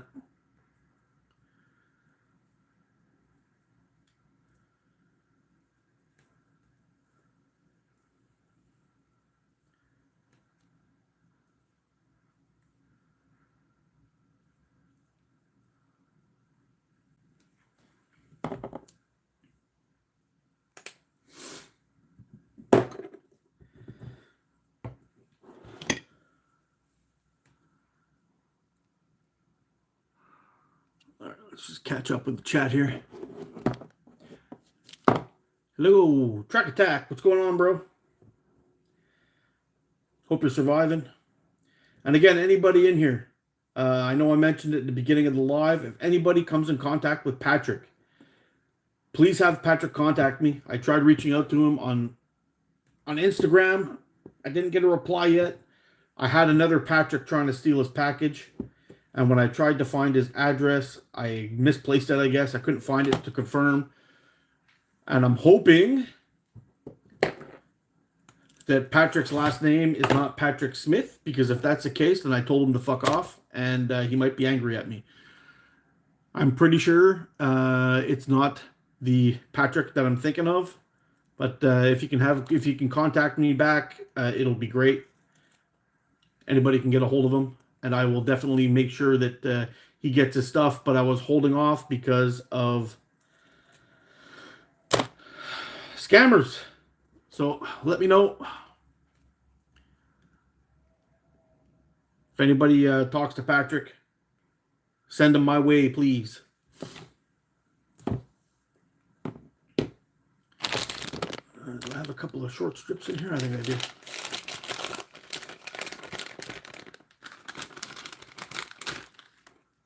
Yes.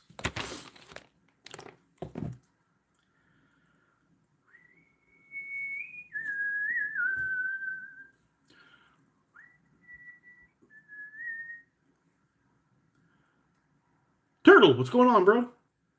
Hope you're doing good. Just out here doing a little bit of chatting. Ooh, this is going to be a weird wrap and tuck, I think. I think it might be better just doing it the other way with the... Yeah, I think it might be better just doing it with the tubing. Let's try this again.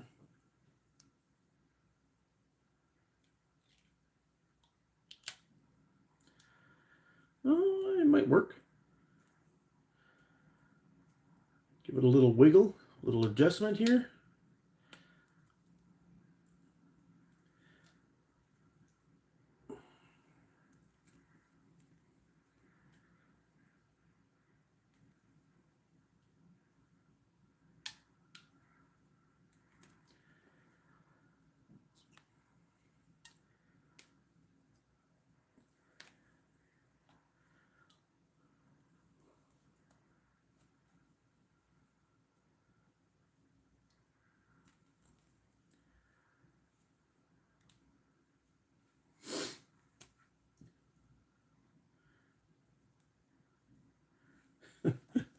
Yeah.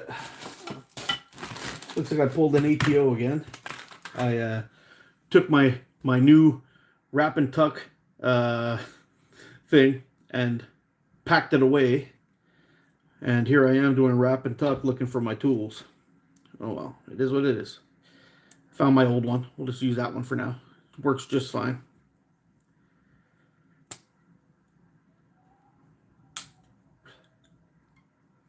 Oh man, I don't know if you guys can hear that wind in the background. I don't know if the microphone's picking it up, but it's just savage out there today.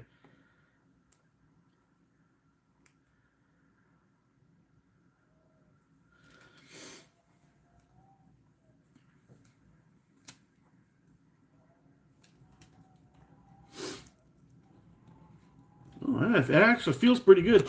I think this might work in a wrap and tuck pretty decently. Oops, sorry guys.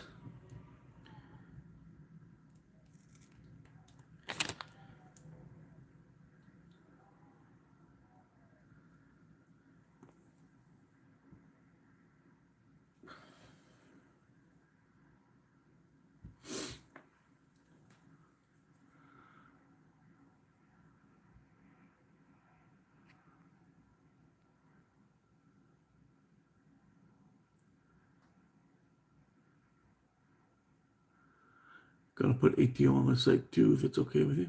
Gonna put ATO on the site too, if it's okay with Mark. Put ATO. How are you gonna put ATO on the site? Rick, you can do whatever you want, bro.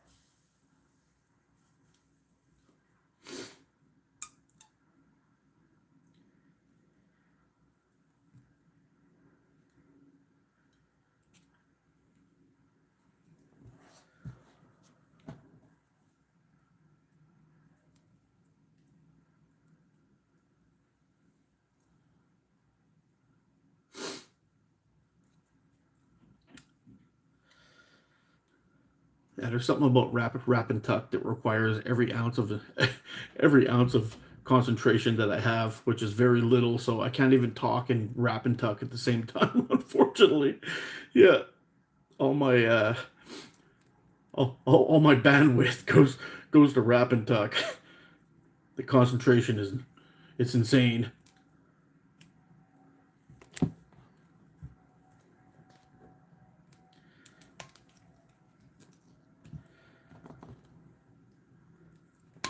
I could do all other kinds of things like chew gum and read. I can walk and sing. I just can't rap and talk. It's just something that just won't work for me. I don't know why.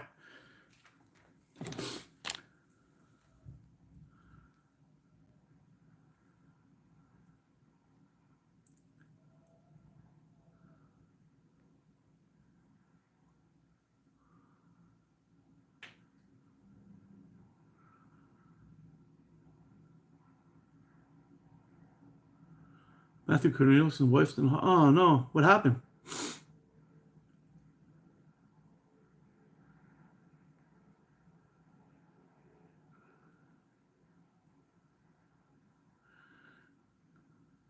I had a bad comment on my video last night. He told me I take a bunch of videos, then I post lucky shots after a bunch of tries. Ah, dude. Track. Track. Don't worry about that shit, bro. Don't worry about that shit. There's people, there's people that post stuff all the time. And you know, there was a day I came out and I did 3 wicked shorts of from crazy shots within 3 shots. Bing, bang, boom. And I get that crap all the time. People think it's all bullshit. It's edited. It's this, it's that. It's blah, blah, blah. I don't care. You shouldn't care either. You know what you can do. You're a fucking sniper, dude. And anybody who has anything else to say can go fuck themselves. Really? Don't give a shit about anything. It's a comment. It's a comment. Thank him for his comment because you know what? Good comments, bad comments, they all help the algorithm. So don't worry about it, dude.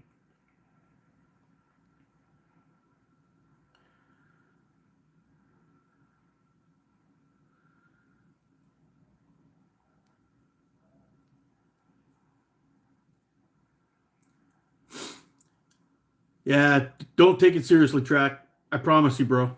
Don't take it seriously. when when I had a bunch of people, stick your tongue out and you can concentrate better. Yeah. Don't don't don't let that shit get to you, dude. I swear to it. Don't let it get to you. Anybody's got anything stupid to say about that, just who cares? Who cares?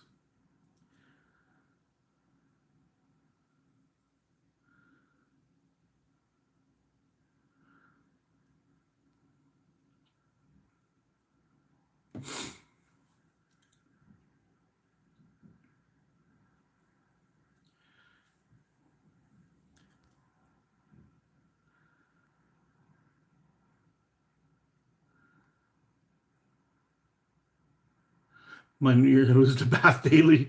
Oh, good for you, man. Yeah, I still get that shit all the time, you know. Oh, let's see you do that live. Dude, I shoot live all the time. You can see what I can do and you can see what I can't do. I really don't care. I shoot for me, not for anybody else. I do this for us because it's fun to chat. But besides that, whatever. If the videos that I put out help people, they help people. If they don't, they don't. If they don't want to watch, they don't have to watch. That's fine. Now when I get all these people with these stupid like the other day I had a guy comment on, and to be honest, I'm actually going to publicly apologize. I can't remember the guy's name off the hand. I can't remember, but he made a comment basically saying, um, before I waste all my time watching this band making video, is this just like all the other ones? Whatever, something like that. And I just wrote back, I'm not going to waste my time answering your question because, I wasted my time uh, basically creating a video to try to help everybody else out. And I'm just going to get stupid comments like this. And I get back a comment saying, oh, whatever. But normally I wouldn't have answered a comment like that. I would have just, you know what, dude, watch it, don't watch it, I don't care. But after getting three or four of them, they start to wear on you.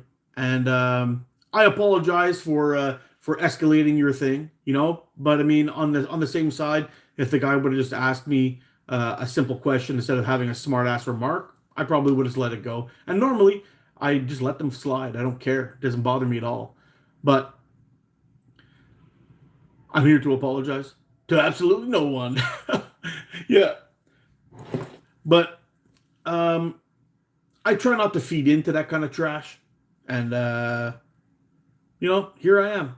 I'm just I just don't care. I really don't care. And normally I don't give a shit. It doesn't bother me. Don't care, whatever it is. But I've had sometimes people have a really shitty go at a year, or they're having problems or whatever it is, and you get one of those stupid comments and it pisses people off. And we're all human, you know. But in the end,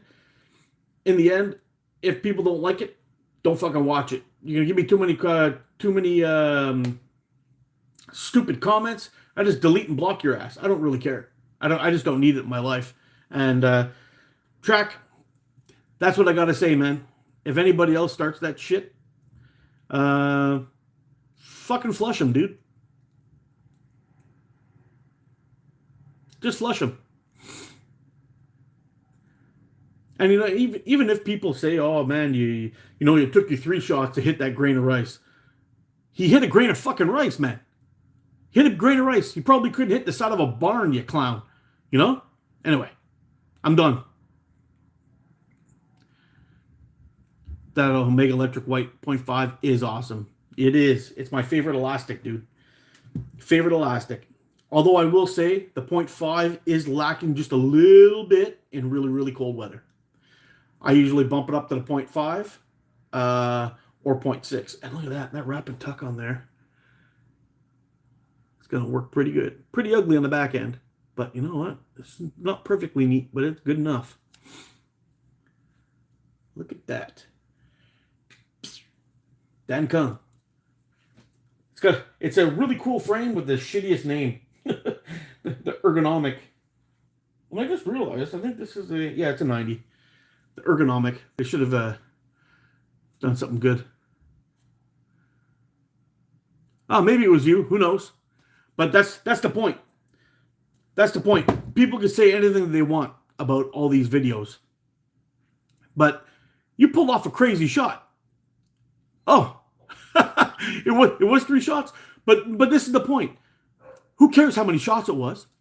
You hit it great at fucking rice, man. You know how small that is? That's an amazing shot. I thought it was track, actually. My bad, Luke. But that's the point. That's the point I'm trying to make. Who cares how many shots that was? That was a freaking amazing shot. You pulled off something savage. Bald finder. He's bald. Yep. Yes, I am. Except for this little island here. I got this little island hold on here. That's where I'm going to retire.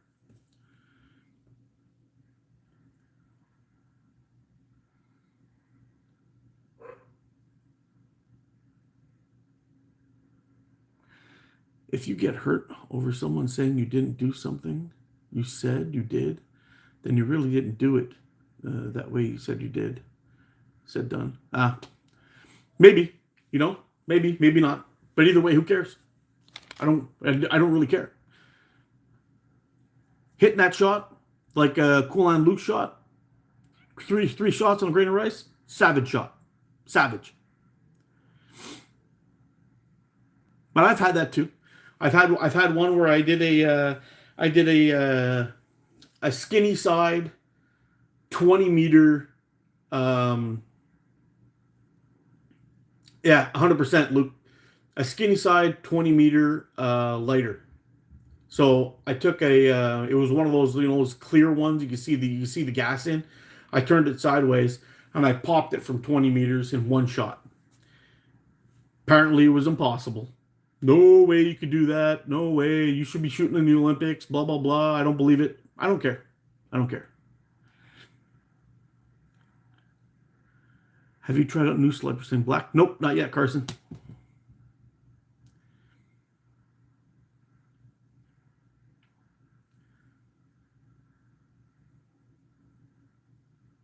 Even funnier when they find offensive. Yeah, 100%. 100% Hoggy.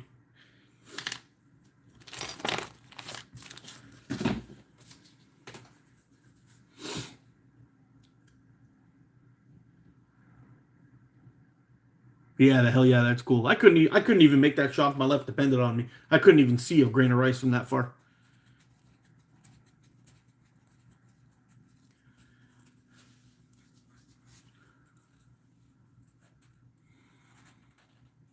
I've been wanting to try to use love old stuff. Got a meter left of the old black 0.7. I think I got some black 0.7 somewhere here. I might have thrown it out, actually. That was the fastest bands I've ever shot.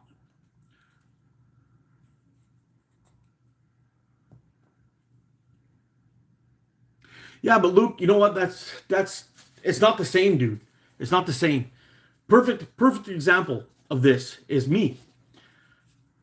I was on the Grizzly, doing the Grizzly challenges with Andy Mund, and they had 3 polo mints set up. And I did 2 test runs before I went live. And the first time I went, I got 4 on 3. So 4 shots to hit three of those things. The second one was I went 3 on 3. And I'm like, oh yeah, I'm going live. I'm going to tear this shit up. Took me 24 shots. 24 shots when I hit that live button. So it could be some of the best shooting I've done is when I have nobody around me. I'm calm. I'm shooting. I get in the groove. No distractions. I just go out and shoot. It's very different than somebody coming outside in the backyard and shooting and killing it versus going there. You've got 100 people watching you. There's a bunch of noise in the background. All that stuff. All that makes a big difference. So people could say, oh, you're all bullshit on your channel, but people have seen me shoot live. I've hit these things while on the move quite a few times. I've hit squirrel balls over and over and over again. I've done all kinds of really cool shots, but I suffer when I go and I do these online tournaments or these things. I have a hard time. So anyway, either way, I don't give a shit. I'm out there shooting for fun and chatting with you guys, so I don't really care. Jealousy, envy, the trolls are trolls. Jealous and envious. Why they go back under the raggedy bridges and stay there? Arr! Hoggy's getting prickly.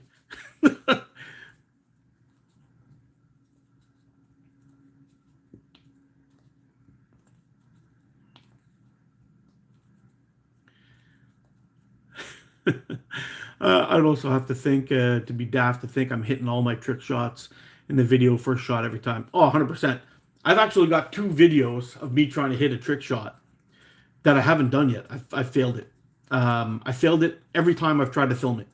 I've got it only one time. I only landed it one time in person, and I can't repeat it ever.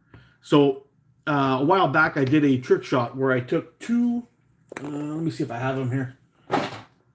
2 bottle caps, like from a Pepsi bottle.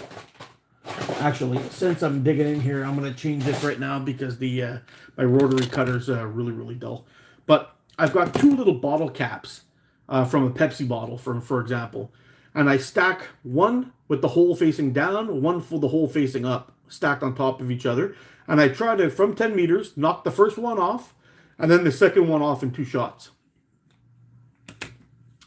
I've done it one time in practice, no camera running. And I've never been able to do it with the camera running, ever, not once. I've got 2 full videos of me failing that thing constantly. And the funny thing is, most of the casual shooters out there couldn't even hit a bottle cap. Not at will, anyway. But shooting a bottle cap, just from the side of that, makes it a 3/8 size target. That's about a 1/2 inch wide. And the amount of shit that I ate over that video, it's just crazy. And I've done 2 videos attempting that shot, and I still can't get it. My favorite was when I was shooting long range 25 yards for the first time shot a crayon on my second shot. I got it on video and I couldn't believe it. Pure luck on that one. Who cares? You still made the shot, dude. That's awesome. Was that one of Chuck and Steele's challenge?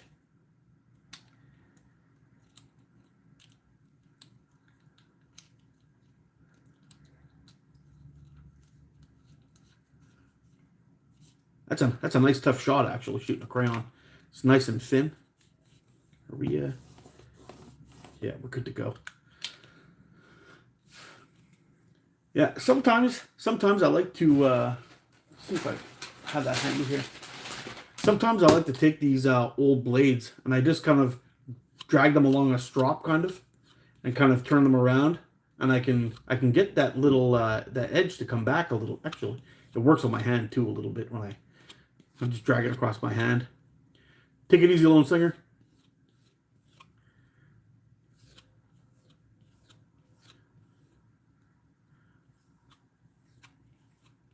I'll be honest with you, man.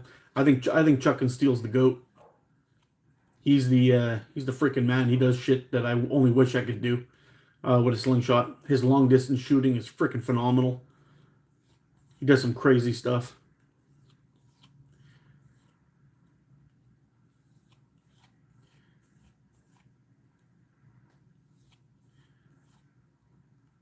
He is. He's a sling wizard, man. He's a sling wizard.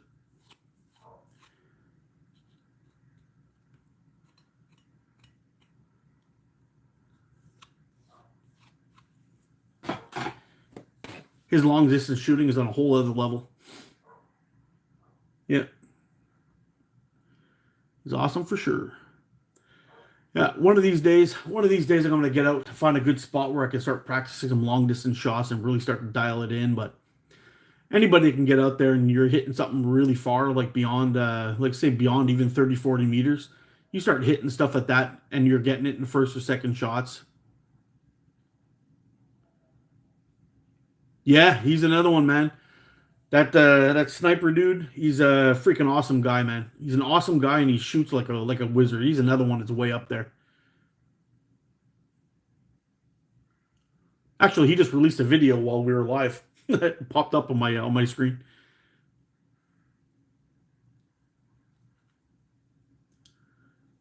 He's got a great following on his channel too. I often contribute it to him not talking. You guys making me blush. You keep blushing, buddy. I can see it on your logo down there. You're getting a little red. Yeah.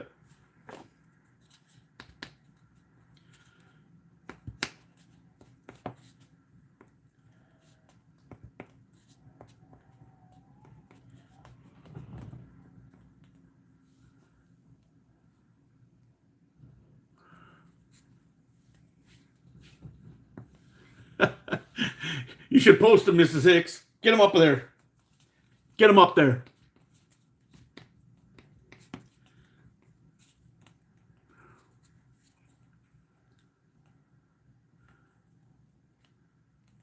I don't have any.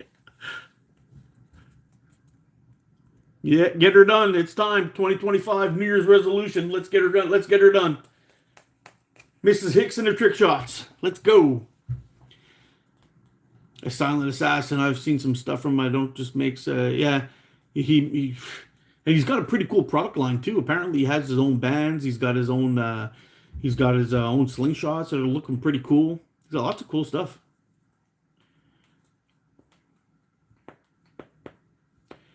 Hey, Mr. Sling Nerd, I was just talking about you a little bit earlier. I'm wondering if your ears were burning. I was showing off some of the goodies that you sent me here. And no, I don't know where I've put them. I would show them again since you're here. And there is definitely a spot on my water bottle.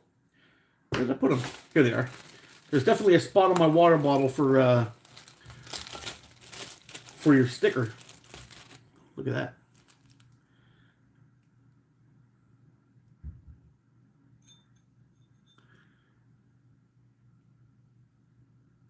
It's pretty cool. Pretty cool. I have to set that up and get some shots on there. They were burning, but I was sleeping. Yeah. Yeah, I've got my stickers. Yeah, I was showing off also the all the premium Avros that I'm going to be making going forward are going to be coming with a kit from Leon. So it'll be coming with a neck lanyard, at least for the next 8 that I make, for sure. They're going to be coming with a wrap and tuck tool. And they're going to be coming with a wrist lanyard and a pouch.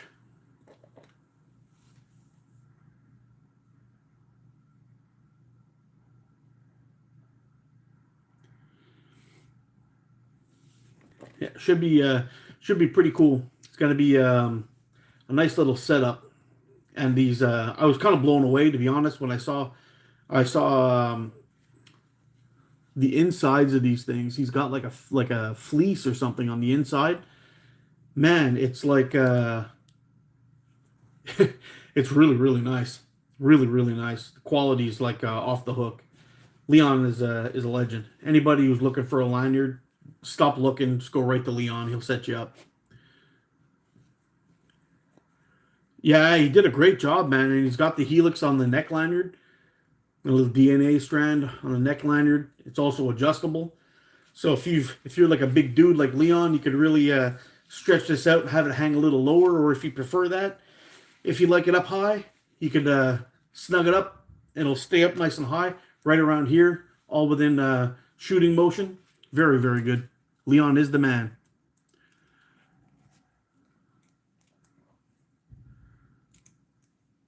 Does anybody know Dragon Forge slingshots? No, I don't. I've heard the name from somewhere before. Dragon Forge slingshot. He might have popped in on my channel before. Squatch don't make no junk. No, he doesn't. Not even close. Leon is the man. But I can't find him on any Slingshot Facebook groups.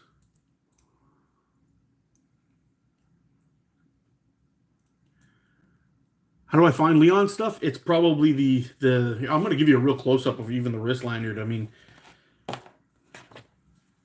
he's got the DNA helix, white paracord in there. I think it's called a Cobra Stitch, if I remember correctly. It's perfectly even, up and down, 3 colors, both sides. Did an amazing job. He's got them nicely welded in the corners to hold them all together. Nothing comes undone. He's Leon's the man. It's the best I could say. He's the freaking man.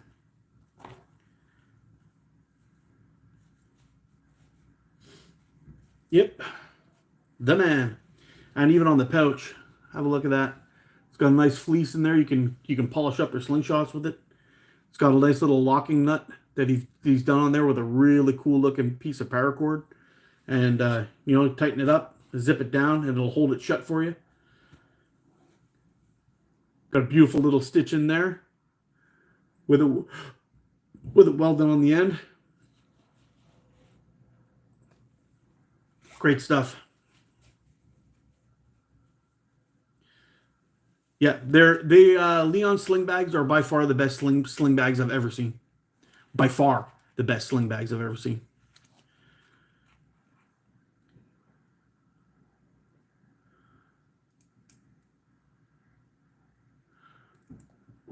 Who else can hit a Penosaurus? Yeah. Yeah, so all the, like I was saying a little bit earlier, all the slingshots that I'm going to be selling, all the Avros going forward, are going to have an ATO sticker in them. They're going to have a Leon sticker in them. If I can find where I put it. Should be right here somewhere. Anyway, they'll have a Squatch sticker in them. I must have moved it somewhere while I was shuffling through. Oh, here they are.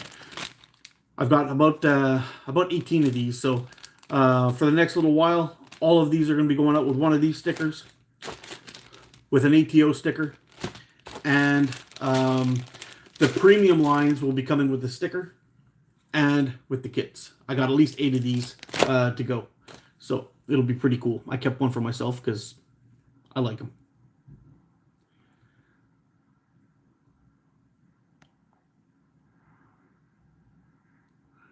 Yeah, if anybody can set up Leon's email address somewhere down here on the bottom, I will pin it to the top. So if anybody wants to hit him up for some goodies, they'll know where to find him. Leon, if you're in the chat, pop it up there, buddy. Now, this is another one I had that he did with 250 paracord. Super, super cool. Love this thing. Got the nice, come on, focus. The nice paracord. It's got the helix, it's adjustable, so I slid it down. I slid it down to the bottom. So it holds on nicely, it doesn't move around, it keeps the lanyard where I'm at. I don't like it sometimes when the lanyards pop up on top, but the this one's pretty damn cool. And there's something to be said about lanyards, like when you're trying to do stuff. When you're trying to do things and you're having problems with it or whatever it is, and you don't want to hold your slingshot and have your bands in the way, you can just drop it, do whatever it is you got to do. It keeps it out of your way, and you don't have to slide your thing in and out of your pocket all the time. Oh, cool. There's also a link to his Facebook page on hillbillyslings.com. Sweet deal.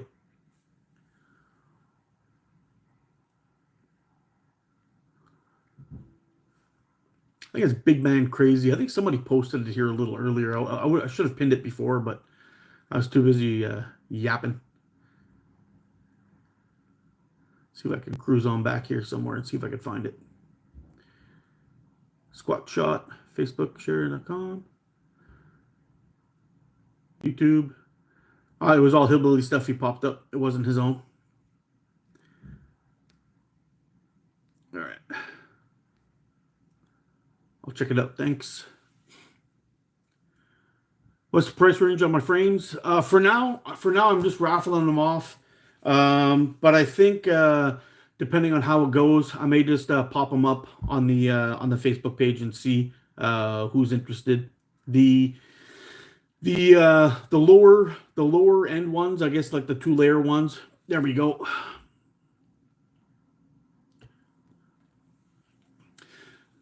So the I guess the budget ones are going to be around $120 shipped. Or $125 shipped. USD. The other ones, the really fancy ones or whatever it is. Uh, yeah, it's way too cold to shoot today, dude. It's unfortunate. Yesterday was minus 18, around minus 25 with the wind chill, and today, well, today it's warm, but the wind is crazy. You could hear it whistling and howling out there, so it's kind of bad, but it is what it is. Sorry for the price range. The other ones, I'm kind of raffling them off just because of the premium line ones, I guess, because the price of them is in the work that goes into them and all that stuff is just it's just a tremendous amount. So I've been raffling them off because they're kind of a bit expensive for the stuff I'm putting them in. I'm putting in there for them, like not what's the word I'm looking for. The materials are expensive, so I'm looking for myself to get around $200 or so, $215, something like that. 217, I think it comes out to when I raffle them off. That turns out to be Canadian. So when I do, it's about 160 US, 160, 165, something like that. And yeah, it's cold, man. It's cold out there.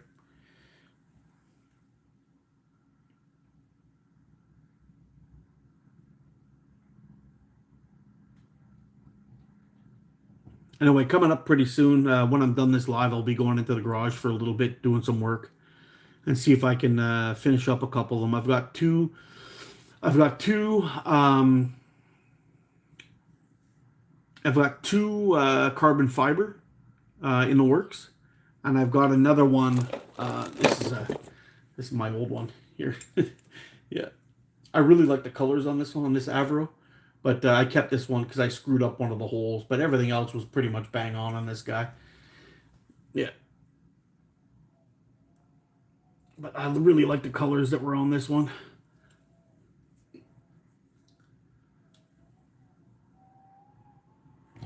But anyway, we'll see how it goes. I've got some. I've got two out of.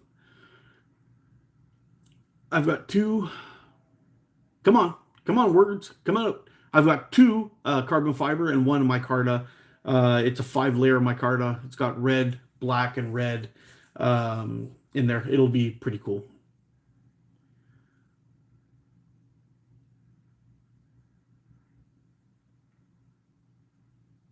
You're out of here, Hoggy? Take it easy, bro.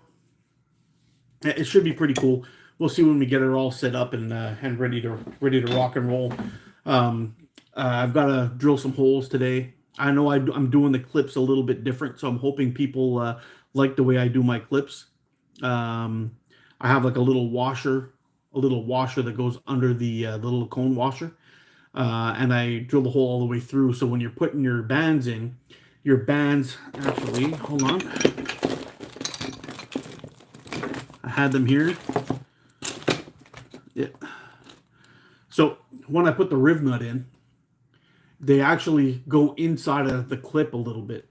So when you're putting your bands down, let's see here, get these guys off.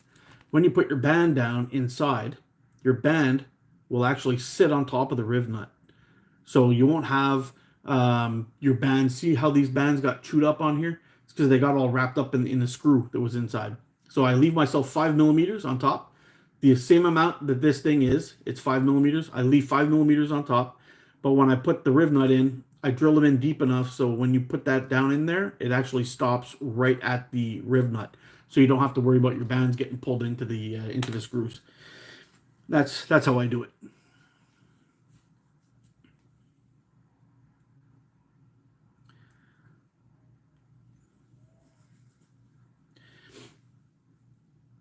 Yeah, that's pretty cool, man. I'm happy for you, Rick, man. You got your own website going on and everything. That's pretty badass, dude.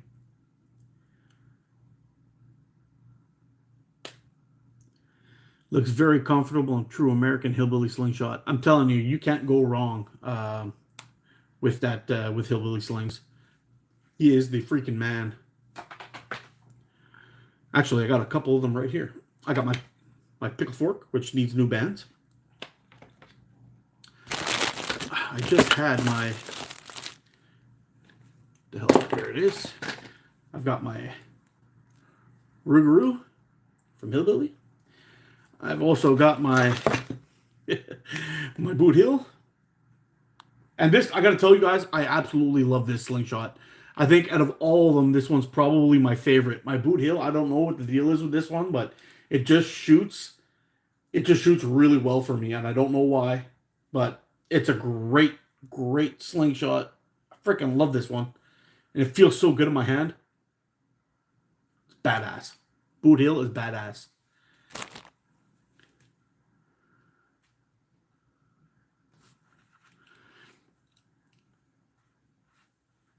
Yeah, Boot Hill, it's awesome. And I also got here, I'll show you a couple more I got here from Mr. Rick. This one here, oh, I destroyed the bands on this. I could see where I screwed up right now. Yep. Gonna have to change those. That's no good. And get your, maybe, I don't know. Mega Slings is tough shit. That might survive that. That's on the top fork. Nope. I'll be changing these bands. And then I've got this one. This is the Mega Billy. The badassery of all badasseries. This thing's so freaking cool. I love this thing. When I saw this, I was drooling. I was drooling all over it. I mean, look at those rivets. Tell me that's not cool.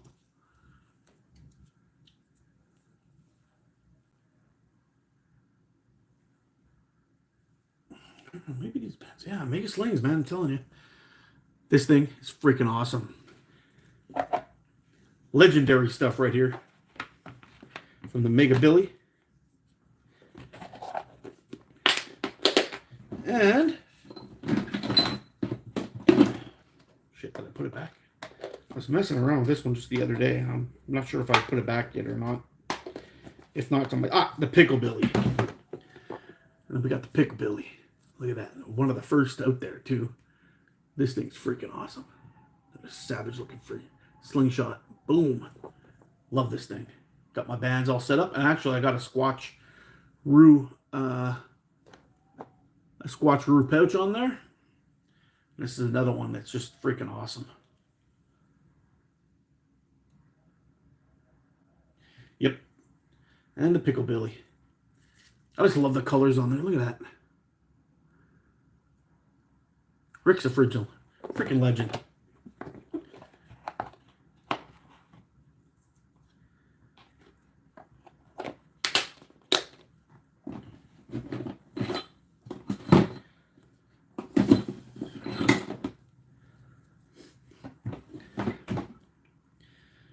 Actually, I just pulled this one out too. This is another one that I really, really like. This is not a Rick frame. This is a Lone Star Catapult Slingshot that he made for me. And this is another one I absolutely love. It's a great shooter. It's a little bit narrow for me, so I shoot it in long draw. But it's a beauty. I've got this one actually set up. When I shoot long draw, I like to shoot thumb up. Although after a while it does hurt my wrist a little bit. I've tried shooting thumb down, and well, I shoot myself in the face when I do that. But I freaking love this thing. He did an amazing job on this one. Little narrow for me though. I think this one came in at, I think it was like 80. Yeah, it's like 82 millimeters. Little narrow for me, but the craftsmanship on Lone Star Catapult stuff is really, really off the hook. He sent me some other ones too in HDPE. I was going to go and do some reviews on them, but they're a little bit narrow for me. They're a bit small for my hand, unfortunately. Here's one of them. This one was an 85 or an 84. But it's just a little small for my hand, so I can barely get my hand on them. I'm hanging off of it. But they're really well made. He did a good job on them. I got another one in here somewhere too. It's shaped like a J.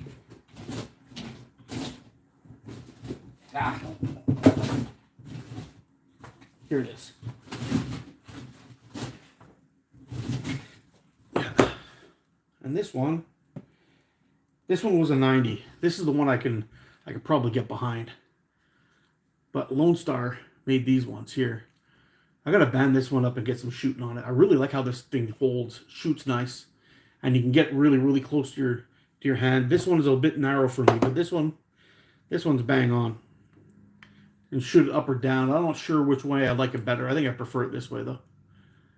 Yeah. Woke up so great. I went live with Leon, just able to go live yesterday on the app. Was going live with Rex, but he has a party going on. Yeah, there's lots of good makers out there. There's still one boot hill left that'll make a slings, and there are a couple of new builds. One on new hill build site. Yeah, if you don't have a boot hill, guys, I'm telling you right now, you're sleeping. You got to get one of these things. They're freaking awesome. Out of all my hillbilly frames, I think my boot hill is boot hill or boot hill X, I think. But it's one of my favorite slings to hold. You can get your hands up close to the forks. It's got that little divot in there that just locks you right in. Super, super sweet. Killer slingshots. Gotta run, peeps. Y'all behave. Can't guarantee that, but you have a good afternoon, Mr. Luke.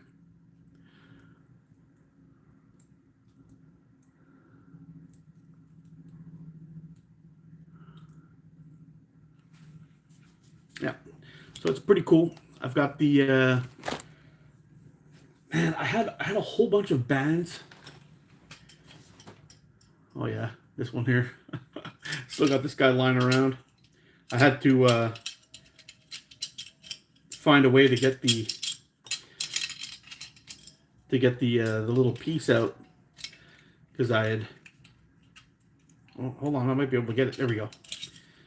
I really crushed this can and I was trying to stretch it out and I cut my finger a little bit, but anyway, we're good.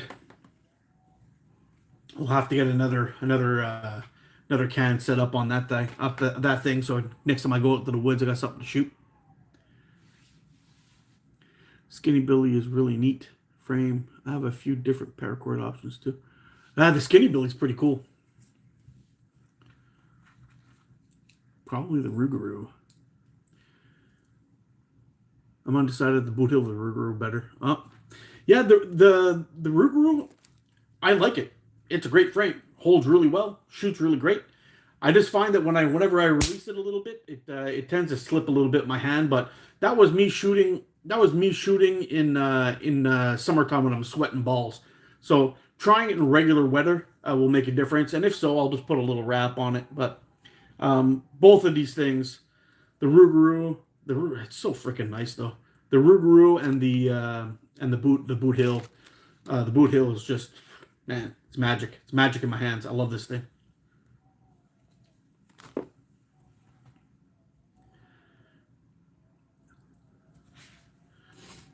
Yeah. Tell me if you guys are hearing that. The wind is absolute savage out there. There will be no shooting outside today. That's for damn sure. I do have the this little flipper though. This little flipper I think I'm going to set up in the catch box in the garage and just take some shots. It's not a full 10 meters, but it'll be enough to keep me shooting, which will be nice. Maybe we'll take it to, do a little bit of grinding, a little bit of shooting, a little bit of that kind of thing today when I get down in the garage. Try to finish up those last 3 slingshots so I can get into checking the Mikey stuff.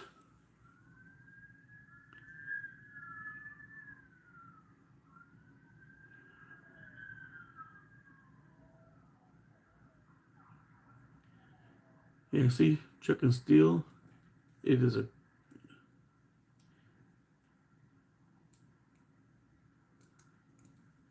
flipper.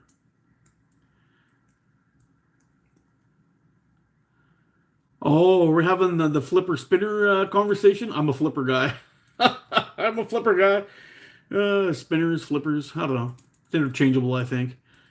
I think the clips versus clamps thing though, that's just a nope. It's clips all day, every day.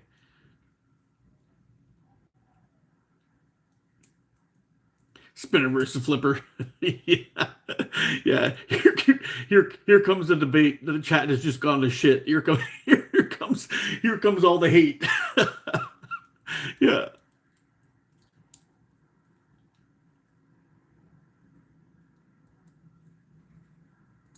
How many clamp people do we have out there though? That's what I want to know. I want to know who I need to block.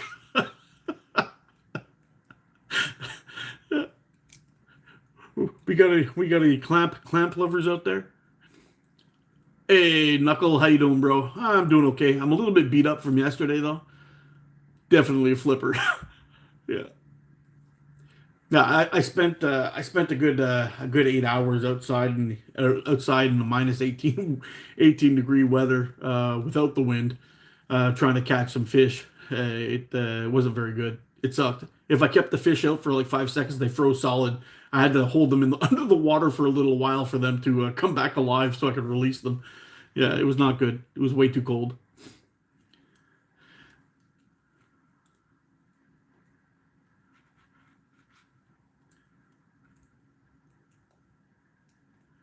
You flip a pancake. Think about the direction of stop signs. See flippers. Real, yeah, it was cold, man. It was cold. It was a long day. I got home yesterday.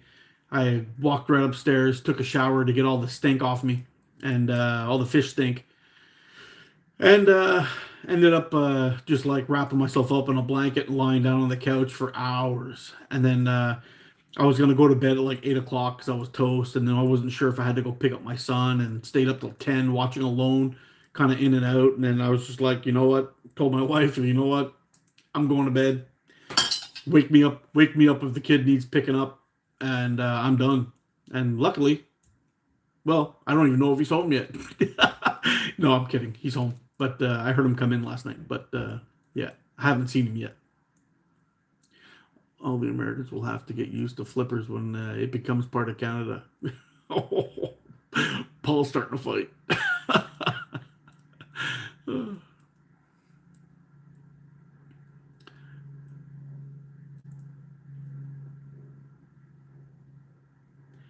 Come on, Petra. Come on, Petra. Really? You didn't even try. If it's your brother, wouldn't his last name be Sanchez, just like you?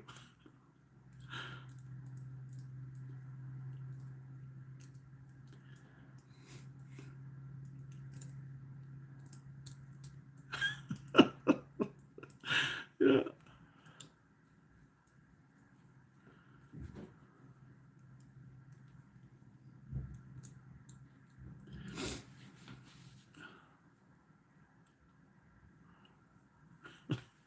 Yeah. Yeah, we're gonna get some shooting in the. You know what? I think I might try to make a. Yeah, I think I'm gonna do that.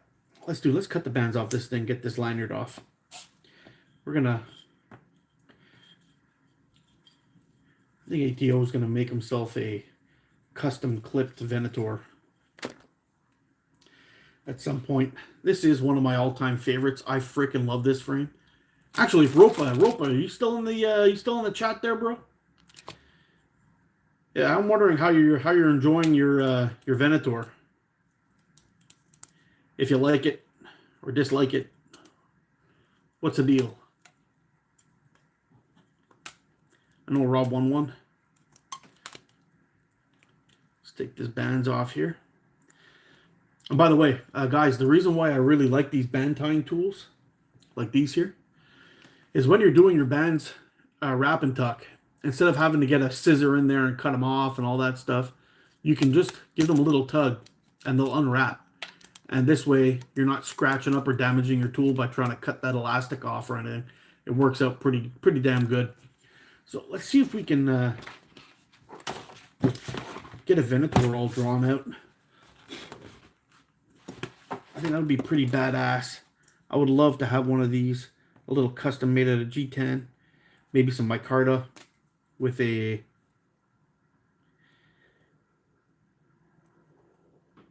yeah. This will be pretty damn cool, and we'll have a. I'll be able to get a. a nice one made up for me. Again, guys, I'll never ever make a slingshot of another person's design and sell it unless I buy a core. If I buy the core, they're still getting their cut, and I don't mind it. But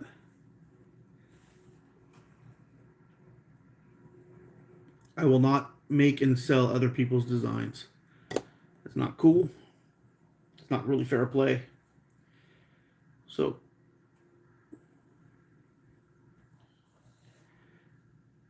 I will not do it. So please don't ask. There we go. Yep. I'll snip that out, get that printed on some acrylic, and then clean her up nice, and I'll be good to go. Good to go with a Venator. We're going to have to draw these out, get that fixed, because we're not going to be putting clips on it. Or we're going to be putting clips on it, sorry. We're not going to be wrap and tuck in this one. Yeah, that's about right.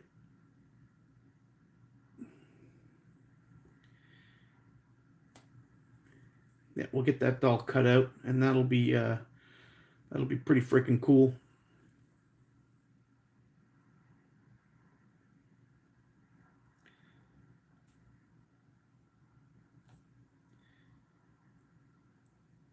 Yep. And that's what? That's 510. We'll have to make them a little bit bigger, maybe 12, 14 millimeter clips on there, but that'll be pretty badass.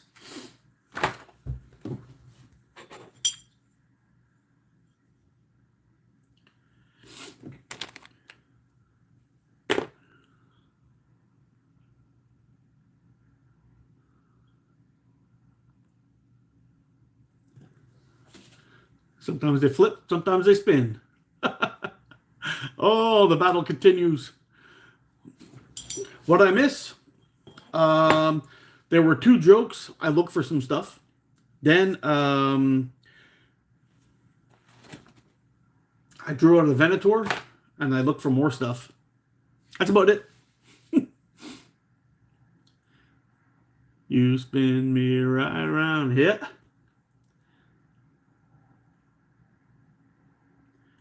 Oh, man, the debate is real. The debate is real. I think we should pull out the, oh, here we go. I gotta get a little sharpening done on this little boy. I freaking love this knife. And I gotta get the dimensions to this over to Rick so we can get a nice sheath made for it. Oh, man, so much to do in so little time, you know? So much to do in so little time.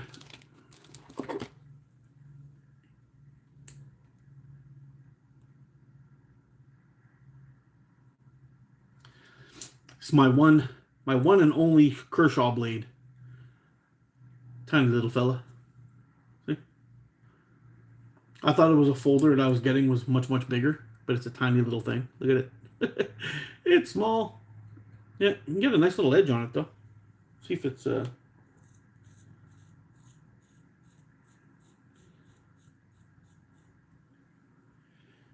It shaves.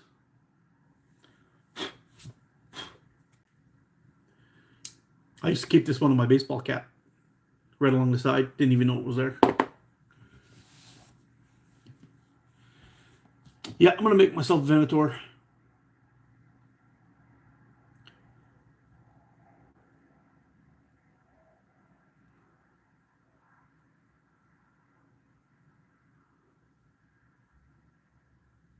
It's a cute chaw. Yeah, it's a tiny little fella.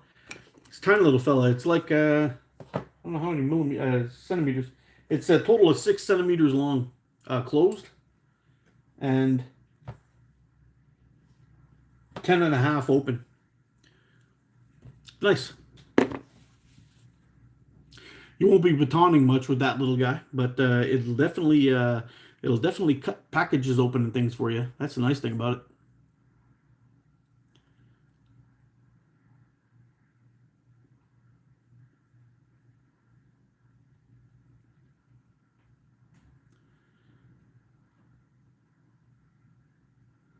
I love the neckliners are adjustable now.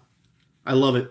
I was showing that off a little bit earlier, Leon. I don't know if you were there for that or not, but the fact that they're adjustable makes it perfect because people can really dial in their how they like to have their lanyards. I like mine basically just sitting right here, right where my solar plex is. I just pull everything off, load the pouch, and then shoot it, and everything's all right here. So it was pretty nice. But I love the work. I love the colors of them. They're great. I had to keep one for myself when I saw it. I was like, oh man, these things are freaking awesome. I need one of these. But all the rest of them are going to be going out with slingshots.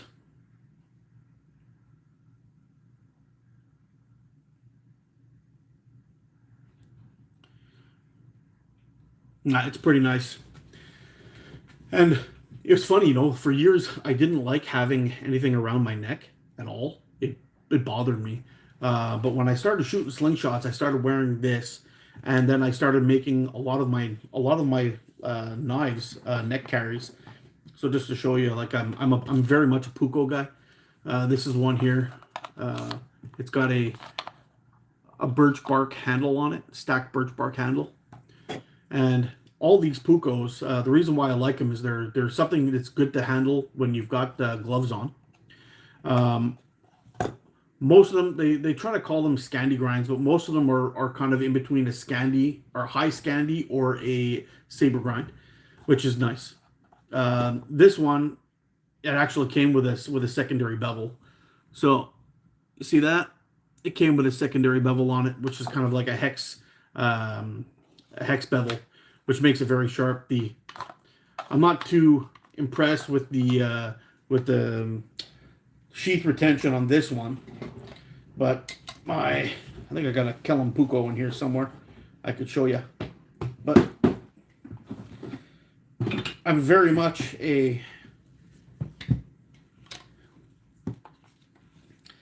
Actually, check this out.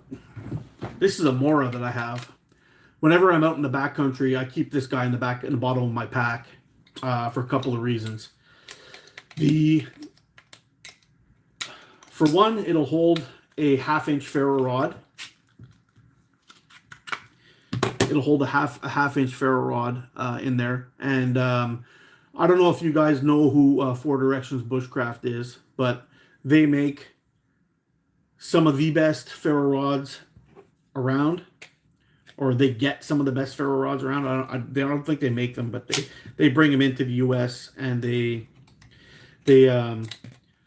put the lanyard on them and everything. I mean, I could probably just slide this in there and never have to worry about that falling out. This Kydex sheath that I got from my Mora came with a kit that had a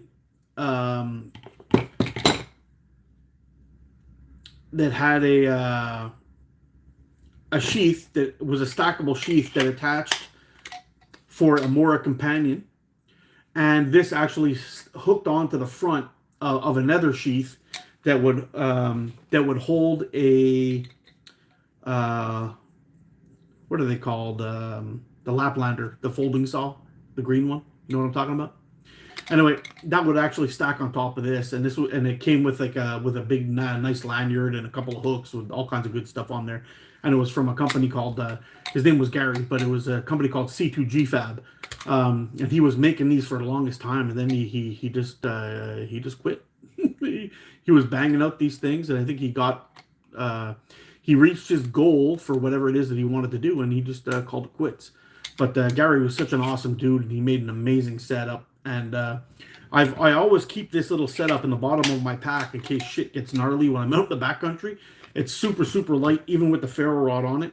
And I've done a video actually on a review on this on my old channel where I lit a fire on the ground from the standing position with it. It is probably one of the best there is.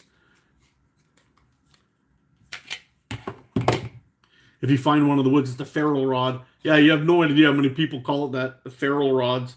They're wild. They're wild. You gotta hunt them. Yeah, but I did a really great review on this guy with the ferro rods from Four Directions Bushcraft. Great stuff. One of the best I've ever used by far. But I really like that Mora companion. I keep that in the bottom of the pack in case shit gets gnarly. And this is my my Silky Gone Boy. I've had this thing for years. It's definitely not my go-to when it comes to saws, though. I'm definitely a Boreal 21 guy. I find it a much superior saw.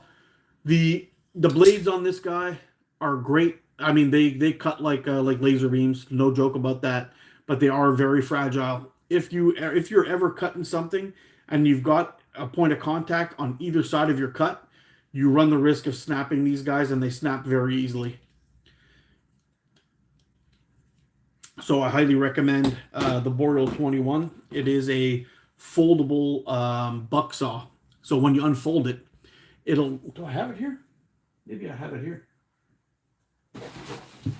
It is a foldable buck saw. I don't have it here.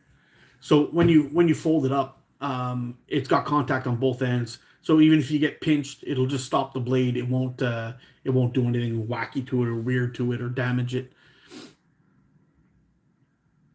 Definitely the way to go. Yeah. Anyway, guys, we've been at it for 2 hours and 42 minutes. I think we're going to wrap this one up, even though we got quite a few people still in the chat.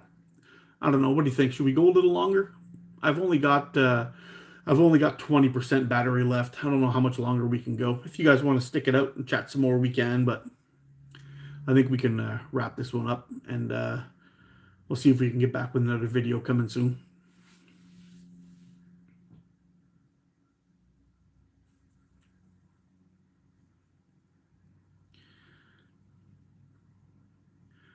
Alrighty, folks, we're going to wrap this one up then. You guys take care, stay safe, get out and practice, be good to each other. I will see you again soon. I love you guys, freaking awesome. Bye for now. Take it easy.